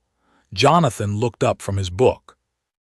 The figure, a man, clearly, though his features were impossible to resolve in the low-quality footage, landed beside the crane, bent down and lifted it. Just lifted it. 20 tons of steel and cable, raised above his head like a prop in a school play and set gently to one side while the trapped people scrambled free. The camera zoomed in, blurry and shaking, and for just a moment the figure was visible, tall, broad-shouldered, wearing what looked like workman's clothes, his face turned away from the camera. Then he crouched and launched himself into the sky and was gone. The anchor came back on screen, visibly shaken. Officials are investigating what appears to be a miraculous rescue in downtown Metropolis this afternoon. Eyewitnesses describe a man with apparent superhuman strength who, Jonathan turned off the television. The room was very quiet. Clark was staring at the blank screen with an expression Harry had never seen before, not shock, not fear, but recognition. The way you look at a mirror when you see your own face for the first time and understand, truly understand, that the person looking back is you. Clark, Jonathan said carefully. It wasn't me, Clark said quickly. I was here all day. I know it wasn't you, but whoever that was, he's like me. The words hung in the air. Clark's voice was steady, but his hands were shaking. Harry reached across the chessboard and gripped his brother's wrist. He's like you, Harry said. You're not the only one. Clark looked at Harry and his eyes were bright with something that might have been tears. I thought I was. Dad always said the planet was destroyed. Everyone was gone. I thought I was the last. Maybe you're not, Martha said gently. Or maybe someone else has abilities like yours for different reasons. There are a lot of possibilities, Clark. We don't know anything yet, Jonathan added, his voice carrying the firm calm he deployed when things threatened to spiral. But we'll find out. Carefully. In the meantime, nothing changes. You're Clark Kent. You're a kid in Smallville. The rest of the world can wait. Clark nodded. But Harry could feel it, that furnace of emotion inside his brother, banked but not extinguished. The knowledge that there was someone else out there who could do what Clark could do had shifted something fundamental in Clark's understanding of himself. He wasn't the last. He wasn't alone. Harry understood that hunger better than anyone, because he felt it too, the desperate, aching need to know that you are not the only one. That somewhere in the world, there are others who see what you see and feel what you feel and carry the same impossible weight. The summer ended. School started. Harry entered 4th grade and Clark entered 7th, and the rhythms of ordinary life reasserted themselves with the stubborn persistence of Kansas weather. But underneath the ordinariness, things were shifting. Clark was starting to think about the future, about what he might become, about the man on the news who could lift cranes and fly, about the possibility that there was a purpose to his abilities that extended beyond the borders of the farm. And Harry was thinking about the past, about the blanket, about the symbols, about the man in the purple cloak who had turned his father's shotgun into sunflowers and left a card that said Hogwarts School of Witchcraft and Wizardry. Witchcraft, wizardry, words that sounded like fairy tales but felt, when Harry turned them over in his mind, like truth. The incident with the snakes accelerated things. It happened in late October, almost exactly 8 years after Harry had arrived in the Kent family's cornfield, though he didn't know the significance of the date. Harry was walking home from school, taking the long way through the fields because the weather was warm for autumn and he wanted to think, when he came across a nest of copperheads. Copperheads were common in Kansas, venomous but generally not aggressive, content to sun themselves on rocks and avoid human contact. This nest, though, was different. There were dozens of them, coiled together in a depression at the base of a fallen tree, and they were agitated. Harry could feel their distress before he saw them, a prickling sensation at the base of his skull, like static electricity, that he'd learned to associate with serpent communication. He knelt at a safe distance and listened. The snakes were speaking, not in words, but in the hissing, sibilant language that Harry had been able to understand since he was 2 years old. They were frightened. Something was coming. Something that had disturbed the earth, something deep, something wrong. The snakes could feel it in the ground, the way animals feel earthquakes before they happen, and they were trying to flee. "What's coming?" Harry asked in Parseltongue, the syllables sliding off his tongue with an ease that still surprised him. The largest copperhead, a female, old and thick-bodied, her scales the color of autumn leaves, raised her head and looked at Harry with eyes like polished copper. "The Dark One stirs," she said in the way that snakes say things, more feeling than language. "Below the earth, dreaming, waking." "What Dark One?" "Old, older than the land, older than the snakes. It sleeps where the dead star fell." Harry felt a chill that had nothing to do with the October air. "Where?" "The cave. The cave where the green stones glow." Harry knew the cave. Everyone in Smallville did, though few people went there. A series of tunnels in the hills north of town, left by some geological process that scientists had studied and tourists had visited, and locals had learned to avoid after several people reported feeling sick near the entrance. Clark couldn't go near it. The green stones made him weak and ill, draining his strength like poison. "Thank you," Harry told the copperhead. "Take your family south, past the river." The snakes moved, slithering away in a dark, sinuous river of scales, and Harry stood in the field alone, thinking about caves and darkness, and the thing he'd encountered in the woods when he was 7. He told Clark that night in the fort, the same fort they'd built 5 years earlier, now weathered but still standing, reinforced periodically by Clark's indestructible hands and Harry's tendency to make the wood repair itself when no one was looking.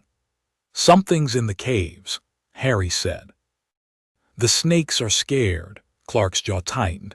"I can't go there, the meteor rocks. I know, I'll go alone." Clark's response was immediate and absolute. "Absolutely not. Clark." "Harry, the last time you encountered something dark, you were 7 years old and you shook for 3 days afterward. You think I didn't notice? You think Mom didn't notice? You had nightmares for a month." Harry was quiet. He hadn't realized they'd known. "I'm older now, stronger, and this is something I need to understand." "Why?" "Because whatever's in that cave, it's connected to what I am. I can feel it, Clark. The same way I can feel your presence in a room, I can feel this thing. It's like a gravity, pulling at the part of me that's different." Clark looked at his brother in the dim light of the fort and saw something in Harry's green eyes that he recognized. The same determination he saw in his own reflection when he thought about the man who could lift cranes. The hunger to understand, the need to know. "If you're going," Clark said, "I'm going with you, as far as I can. And you're carrying your radio, and if anything happens, anything, you call me and I will be there in 1 second. You can't come into the caves. The kryptonite, then I'll tear the caves apart from outside. I don't care if it brings down the whole hill.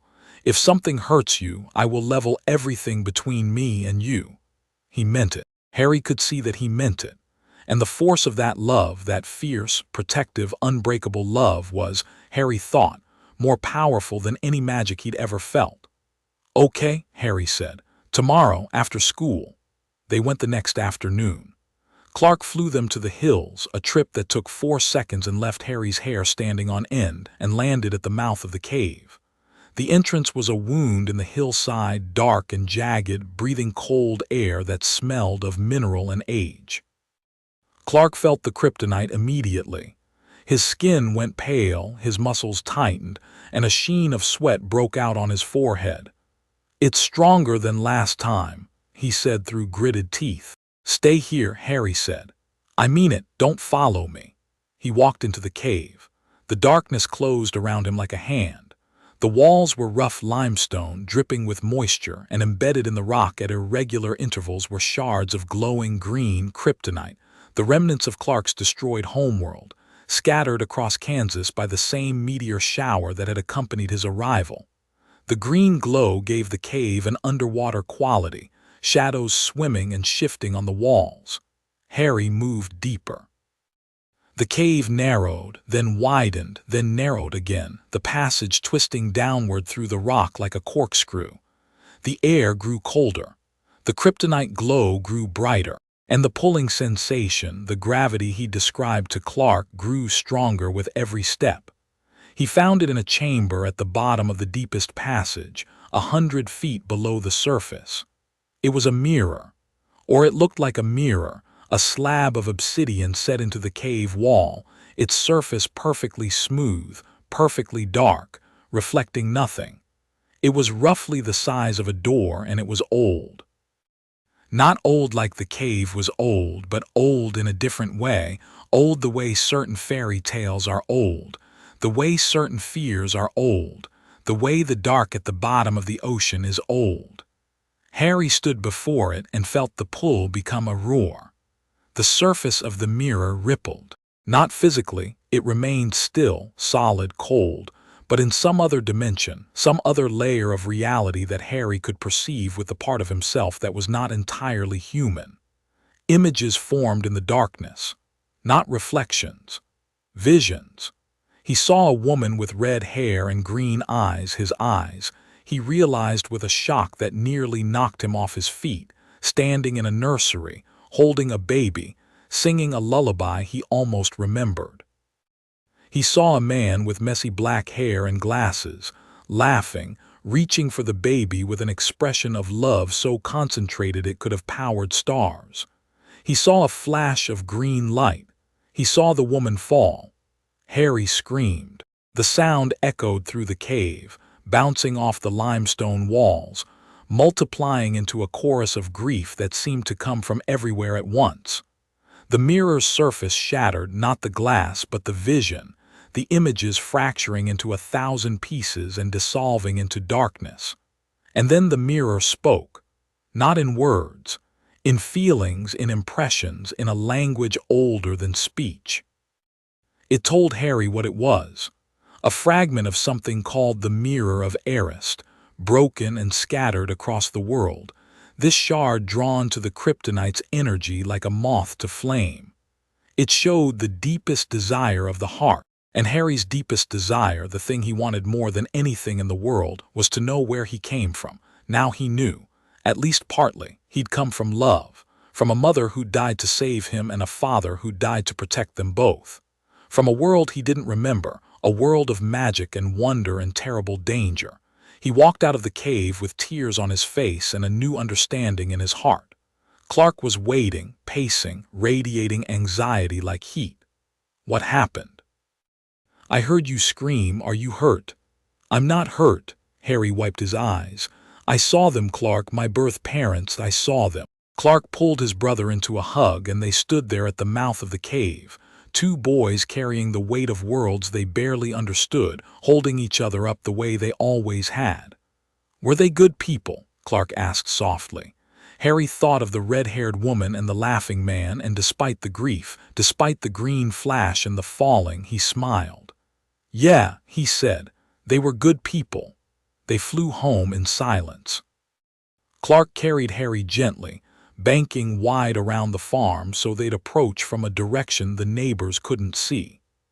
The sun was setting as they landed in the back pasture, painting the sky in colors that Kansas does better than anywhere else on Earth. That night Harry sat on the porch and stared at the stars, and for the first time in his life the ache of not knowing was different.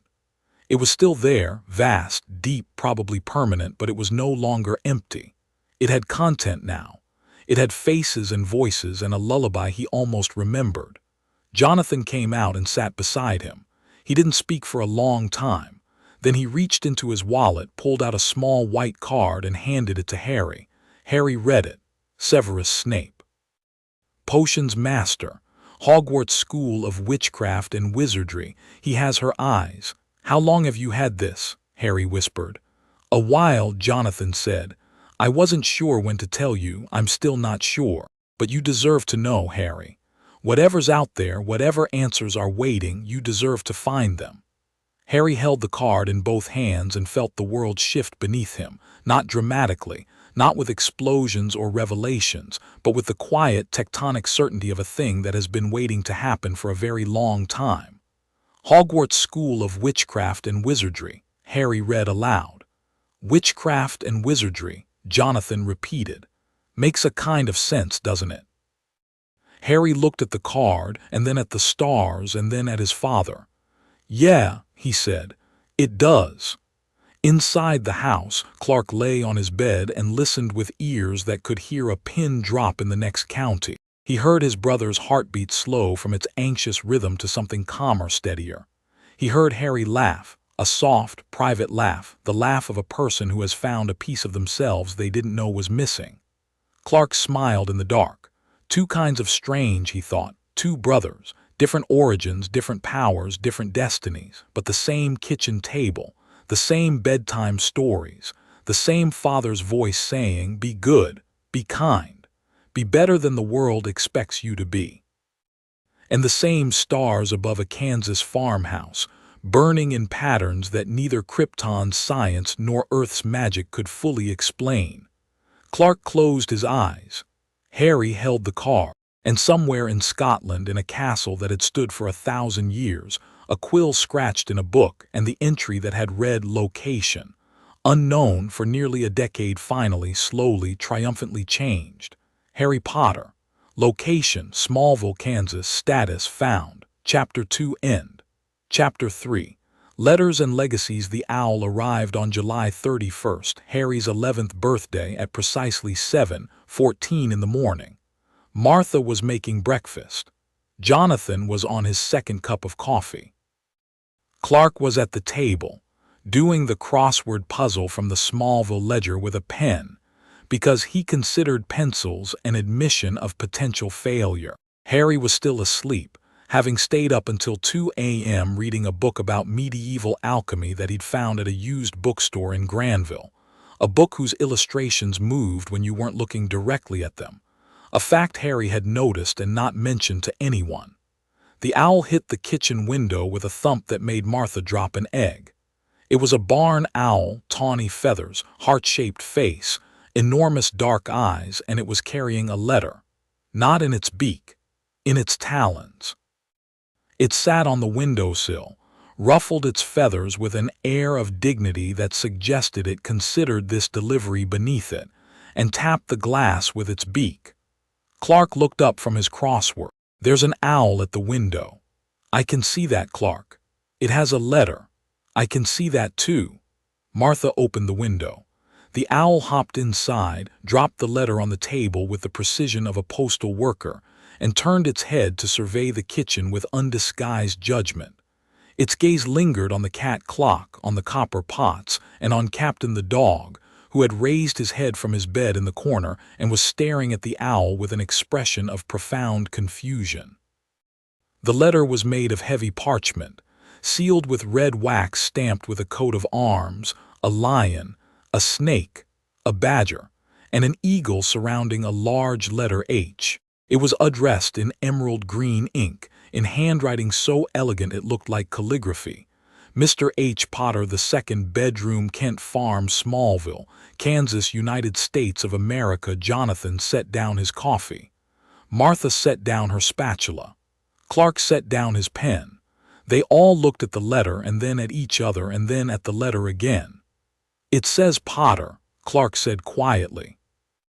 "I can see that," Jonathan said, and his voice was calm, but his hand, when he picked up the letter, was not entirely steady.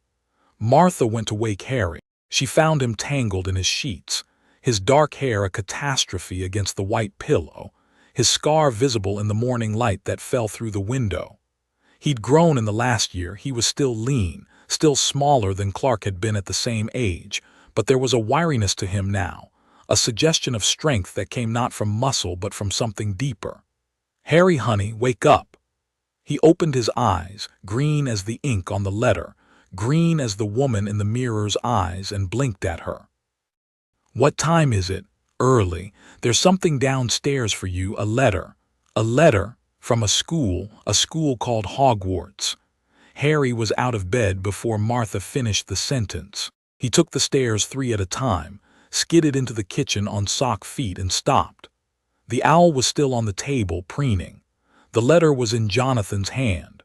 Clark was standing by the counter, his arms crossed, his expression a complicated mixture of curiosity and protectiveness. Harry looked at the letter. His heart was doing something he'd never felt before, not racing, not pounding, but singing. A high, clear note of recognition that resonated in his chest like a bell. "That's for me," he said. Jonathan handed it to him. Harry broke the seal. The wax crumbled under his fingers with a warmth that was not physical, and unfolded the parchment. "Hogwarts School of Witchcraft and Wizardry Headmaster. Albus Dumbledore, Order of Merlin, First Class, Grand Sork. CHF. Warlock, Supreme Mugwump, International Conft. Of Wizards, dear Mr. Potter, we are pleased to inform you that you have been accepted at Hogwarts School of Witchcraft and Wizardry. Please find enclosed a list of all necessary books and equipment. Term begins on 1 September. We await your owl by no later than 31 July. Yours sincerely." Minerva McGonagall. Deputy Headmistress Harry read the letter 3 times. Then he looked up at his family, and his face was doing something extraordinary, trying to contain an emotion so large that it was leaking out through every available exit, his eyes bright, his mouth trembling between a smile and something bigger, his whole body vibrating with a frequency that made the dishes in the cupboard rattle. "I'm a wizard," Harry said. The dishes rattled harder. The owl hooted. Captain barked. And every light bulb in the kitchen flared to twice its normal brightness before settling back down. "We gathered," Jonathan said dryly. Harry laughed. It was the kind of laugh that fills a room, the kind that makes other people laugh even when they don't know the joke. And for a moment the kitchen was full of it, 4 people and a dog and an increasingly impatient owl, laughing together, the weight of a decade of questions lifting like fog in morning sun. Then Harry looked at the second page, the supply list, and the laughter faded into bewilderment. "I need a cauldron," he said, "and a wand, and robes. Where do you buy robes?" "There's more," Clark said, reading over his shoulder. "Dragonhide gloves. Harry, what kind of school is this?" "The kind that teaches witchcraft and wizardry," Martha said, with the pragmatic acceptance of a woman who'd raised an alien and a wizard, and had learned to take things as they came. "The question is how to get everything on that list." The answer arrived 3 days later, in the form of the largest human being any of them had ever seen. Rubeus Hagrid came up the Kent Farms driveway at 4 in the afternoon on August 3rd, wearing a moleskin overcoat that could have served as a tent for a family of 4, carrying an umbrella despite the clear sky, and leaving footprints in the gravel that were the size of serving platters. He was, by any reasonable estimate, at least 8 feet tall and nearly as wide, with a beard that could have housed small mammals and eyes that were bright and kind and slightly wet, as if he were on the verge of tears at all times. Jonathan saw him coming from the porch and did not reach for the shotgun, which Martha considered growth. "Mr. Kent," Hagrid boomed, his voice carrying the resonance of a cathedral organ. "Rubeus Hagrid, keeper of keys and grounds at Hogwarts. I've come about Harry." "I figured," Jonathan said, "you'd better come inside." Getting Hagrid inside was a logistical challenge. The doorframe was designed for people of normal human dimensions, and Hagrid was emphatically not. He turned sideways, ducked, and still managed to knock a picture frame off the wall with his shoulder. "Sorry about that, always happenin'. Lovely home you've got here, Mrs. Kent. Is that a cat clock? Haven't seen one o' those in years, ah." He'd spotted Harry standing in the kitchen doorway. For a long moment, Hagrid simply stared. His beetle-black eyes moved over Harry's face, the dark hair, the lean frame, the lightning bolt scar, and his expression underwent a transformation that was profound and immediate and, to the Kents, deeply moving. His eyes filled. His enormous hands trembled. He looked at Harry the way you look at something you lost a long time ago and never expected to find. "Harry," Hagrid said, and his voice cracked on the single syllable. "Last time I saw you, you was just a baby. I carried you out of the ruins myself, and then you just vanished, right out of me arms. Dumbledore's been searching ever since." Harry didn't know what to say. He didn't know this man, had no memory of being carried from any ruins, but the emotion on Hagrid's face was so raw and genuine that it bypassed the part of Harry's brain that processed information and went straight to the part that processed feeling. "You knew my parents," Harry said. It wasn't a question. "Knew 'em." Hagrid pulled an enormous handkerchief from his coat and blew his nose with a sound like a foghorn. "James and Lily were two of the finest people I ever met. And you're the spittin' image of your dad, Harry, except the eyes. You've got your mum's eyes. He has her eyes." The words from Severus Snape's card echoed in Harry's mind, and the pieces of the puzzle clicked together with an almost audible snap. "Sit down, Mr. Hagrid," Martha said, pulling out the most reinforced chair in the kitchen. "I think you have a lot to tell us." Hagrid sat. The chair groaned but held, and over the next 2 hours, while Martha made tea and Jonathan listened with the focused intensity of a man hearing testimony, and Clark sat beside Harry with one hand on his brother's shoulder, Hagrid told them everything. He told them about the wizarding world, a hidden society that existed alongside the non-magical one, invisible to ordinary people, with its own government, its own economy, its own schools and sports and traditions. He told them about Hogwarts, a 1,000-year-old castle in the Scottish Highlands, the finest school of magic in the world, founded by 4 of the greatest wizards in history. He told them about Voldemort. The name made Hagrid flinch, which told Harry everything he needed to know about the kind of fear this person had inspired. A dark wizard, Hagrid explained, the darkest in a century. He'd gathered followers, waged war against the wizarding world, killed without mercy and without remorse. And on Halloween night 1981, he'd come to Godric's Hollow for the Potters. "Your dad fought him," Hagrid said, his voice dropping to something barely above a whisper. "Bought your mum time. She could have stepped aside, you know who gave her the chance, but she wouldn't. She stood between him and your crib and she wouldn't move. And when he killed her, her sacrifice created a protection," Harry said, and he didn't know how he knew that, but he did. "The blanket, the runes, the love stitched into wool." Hagrid stared at him. "How'd you know that?" "The blanket. She enchanted my blanket. I can read the runes." Hagrid's face crumpled. "Lily was the cleverest witch of her age. Of course she'd have thought of that. Of course she would." He continued. The killing curse had rebounded off baby Harry and struck Voldemort instead, destroying his body, though not, as they would later learn, his soul. Harry had survived with nothing but the lightning bolt scar, and a fame that had grown in his absence to mythological proportions. "You're famous, Harry," Hagrid said, almost apologetically. "In our world, everyone knows your name. The boy who lived, they call you."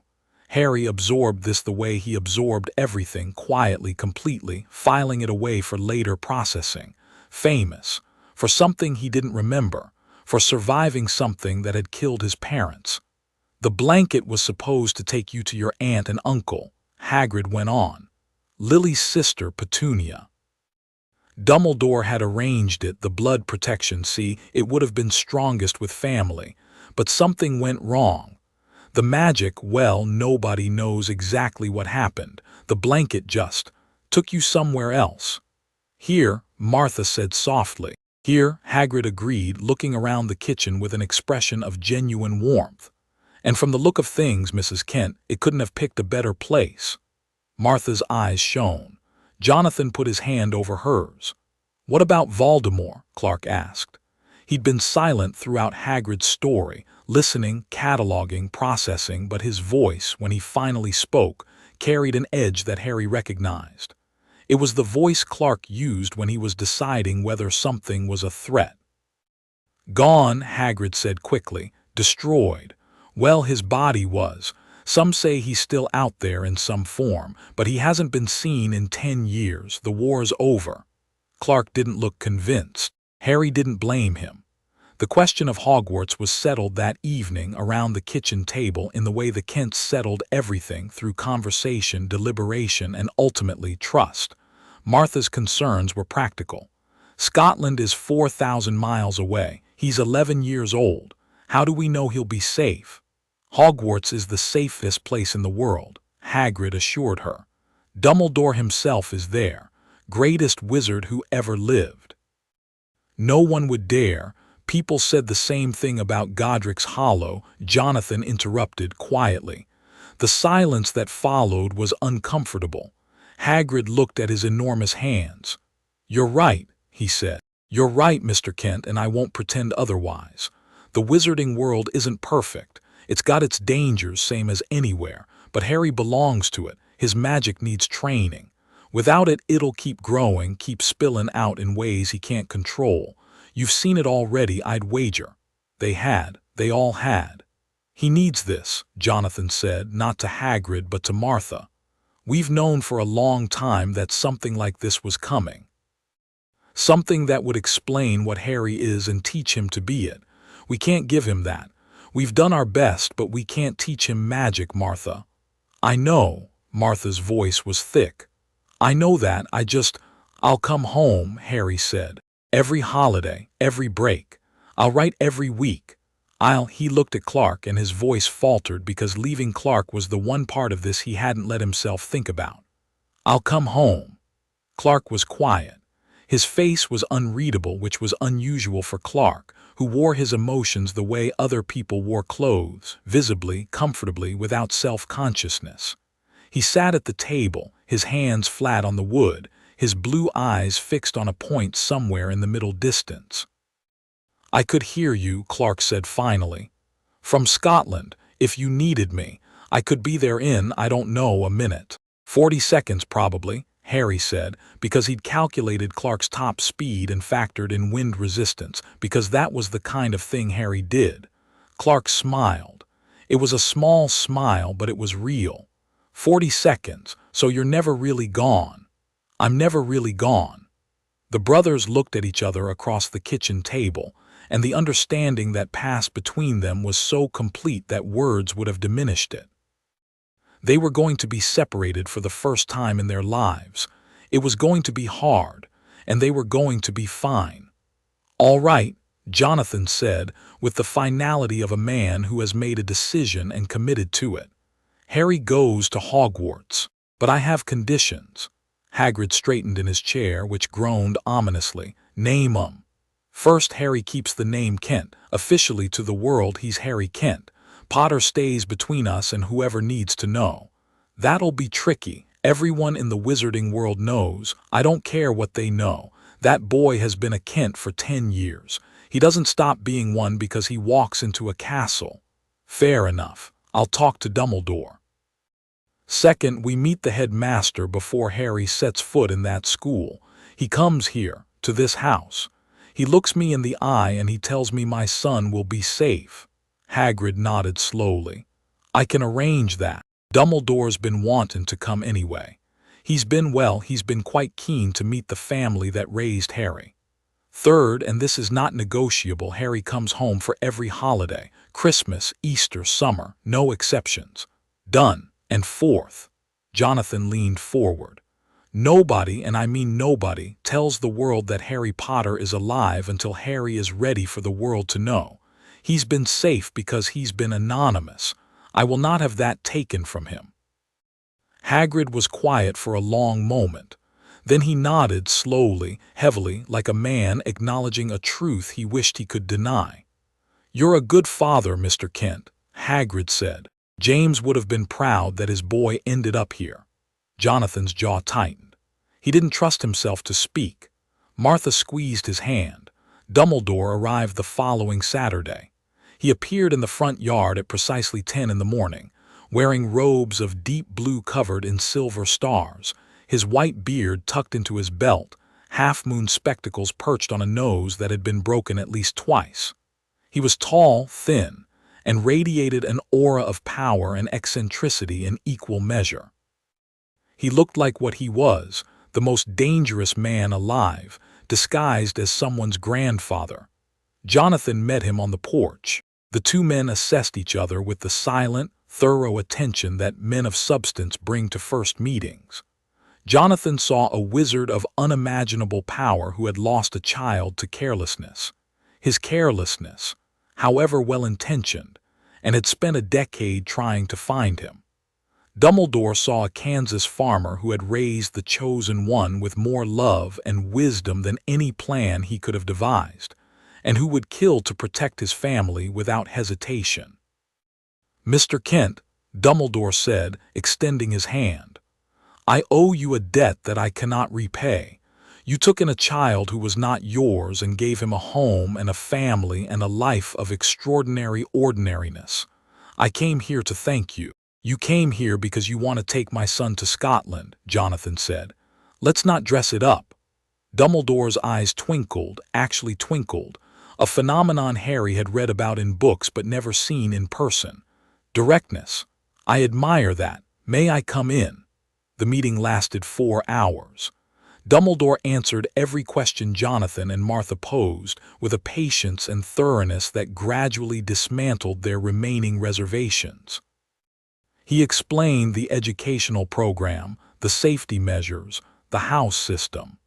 He described the protective enchantments that surrounded the castle, ancient magic, layered over centuries, so dense that the castle was essentially impregnable. "Essentially," Jonathan repeated. "In the magical world, Mr. Kent, nothing is absolute, but Hogwarts comes as close as anything can." Dumbledore met Harry at the end of the conversation, when Martha called him in from the field where he'd been impatiently helping Clark mend fences while the adults talked. Harry walked into the living room, saw the old wizard sitting in Jonathan's armchair with a cup of Martha's tea, and felt something stir in his chest, not the magic, but something adjacent to it, a resonance, like hearing a note from a song you know but can't quite name. Dumbledore rose to his feet. His blue eyes, which were not twinkling now but steady and clear and incredibly deep, moved over Harry's face with an attention that was almost surgical. "Harry," he said, and his voice was different from before, softer, less performance, more genuine.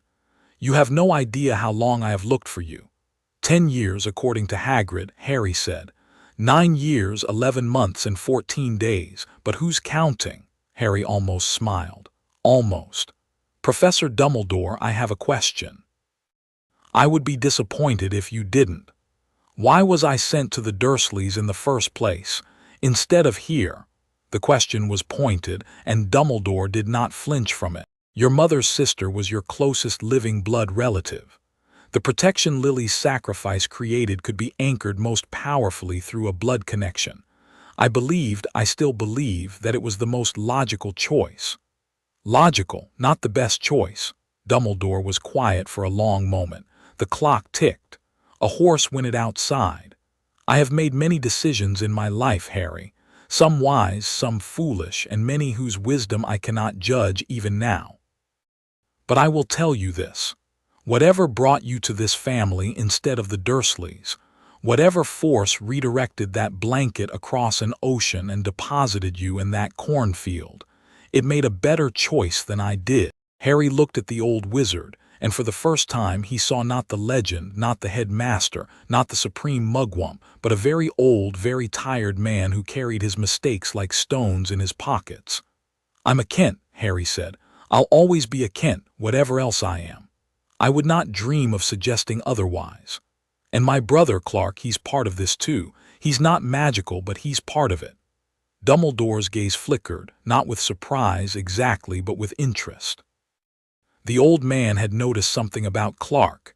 Harry could tell. Those blue eyes saw more than they should, saw deeper than was comfortable. "Your brother is remarkable in his own right," Dumbledore said carefully. "The world is large, Harry, and full of wonders that even the wizarding world has not catalogued. I will not pry into your family's secrets. You have my word." It was enough.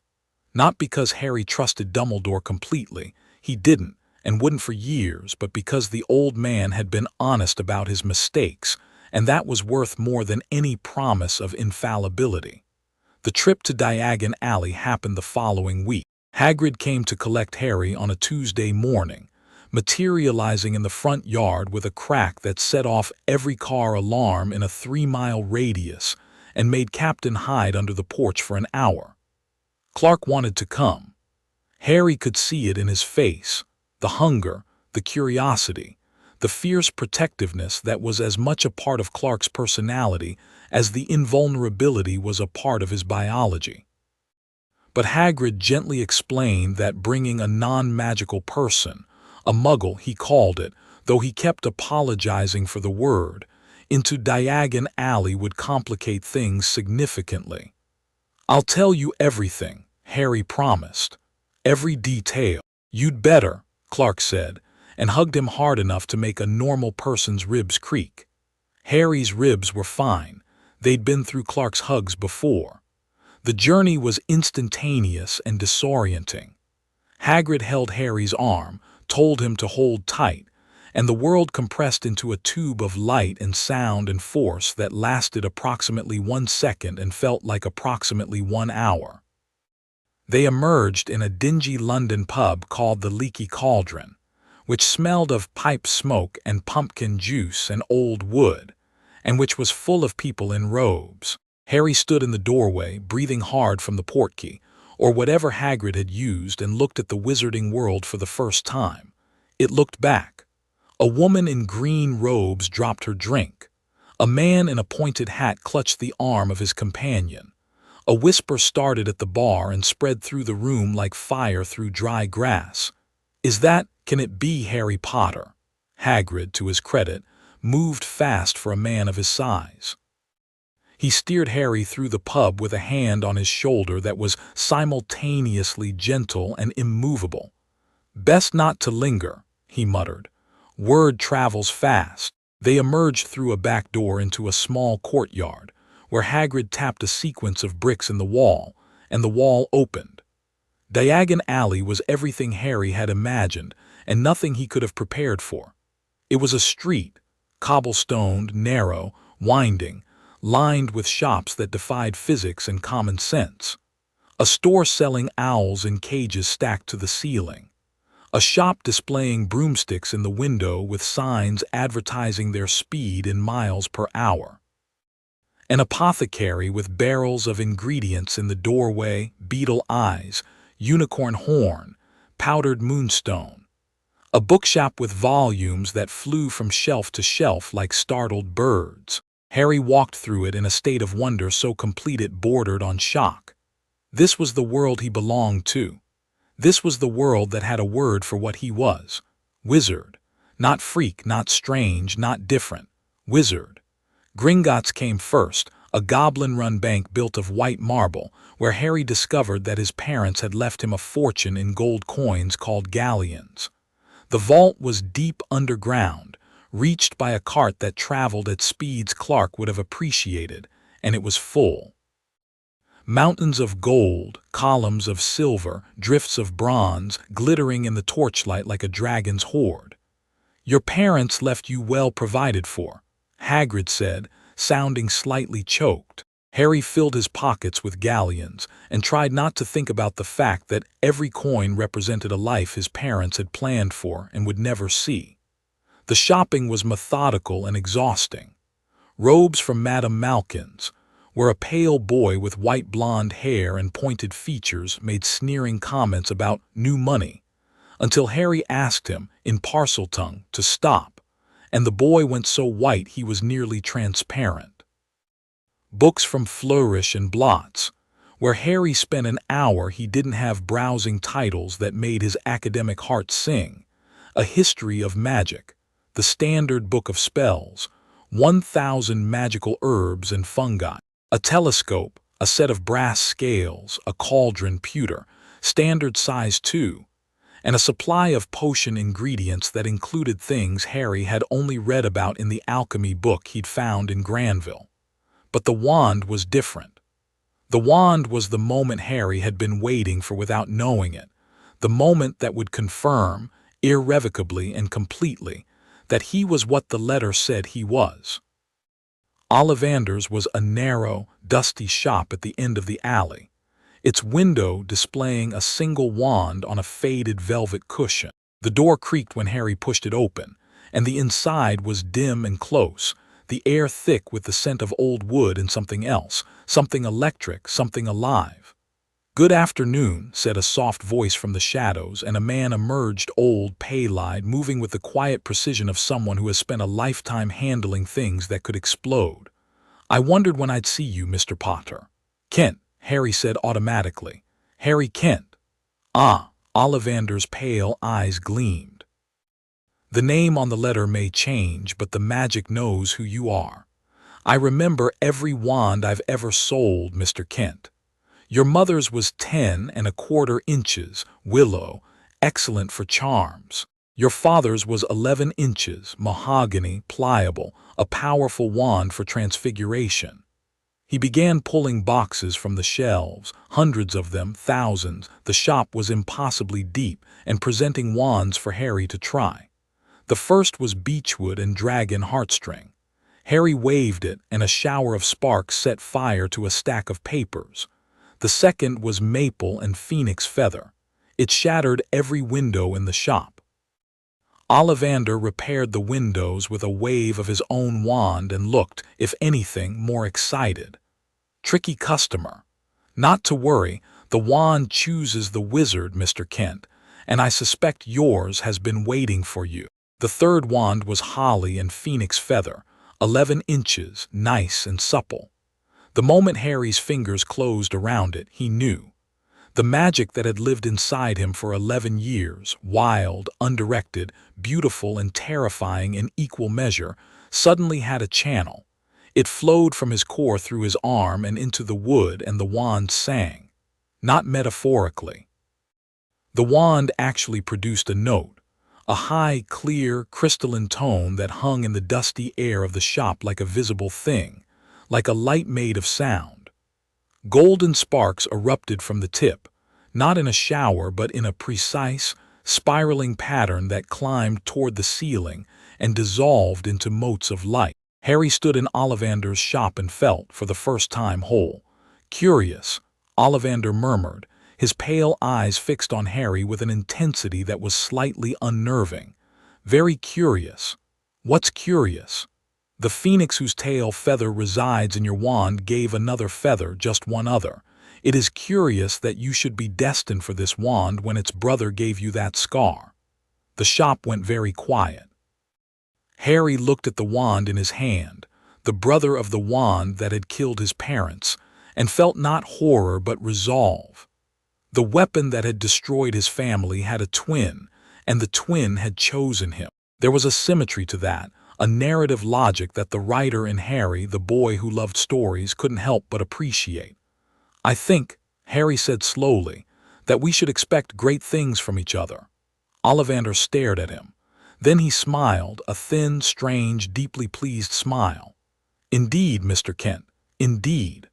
Harry left the shop with the wand in a box and the box in a bag, and a feeling in his chest that was part terror and part ecstasy and wholly, irreversibly, wizard. There was one more stop. Hagrid, who had been suspiciously absent for the last 20 minutes, met Harry outside Ollivander's carrying a cage with a snowy owl inside, pure white, with amber eyes and an expression of regal disdain. "Happy birthday, Harry," Hagrid said, shoving the cage into Harry's hands with the delicacy of a man offering a diamond ring. "Thought you could use a friend at school." Harry looked at the owl. The owl looked at Harry. Something passed between them, not words, not magic, but understanding. The owl was magnificent, and she knew it, and she expected to be treated accordingly. "Hedwig," Harry said, and he didn't know where the name came from, but it was right. Hedwig hooted once, which Harry interpreted as approval. The weeks between Diagon Alley and September 1st were the longest and shortest of Harry's life simultaneously. Long because he was desperate to begin, to step into the world that had claimed him, to learn the language and the laws and the history of the thing he was. Short because every day brought him closer to leaving home, leaving his family, leaving Clark.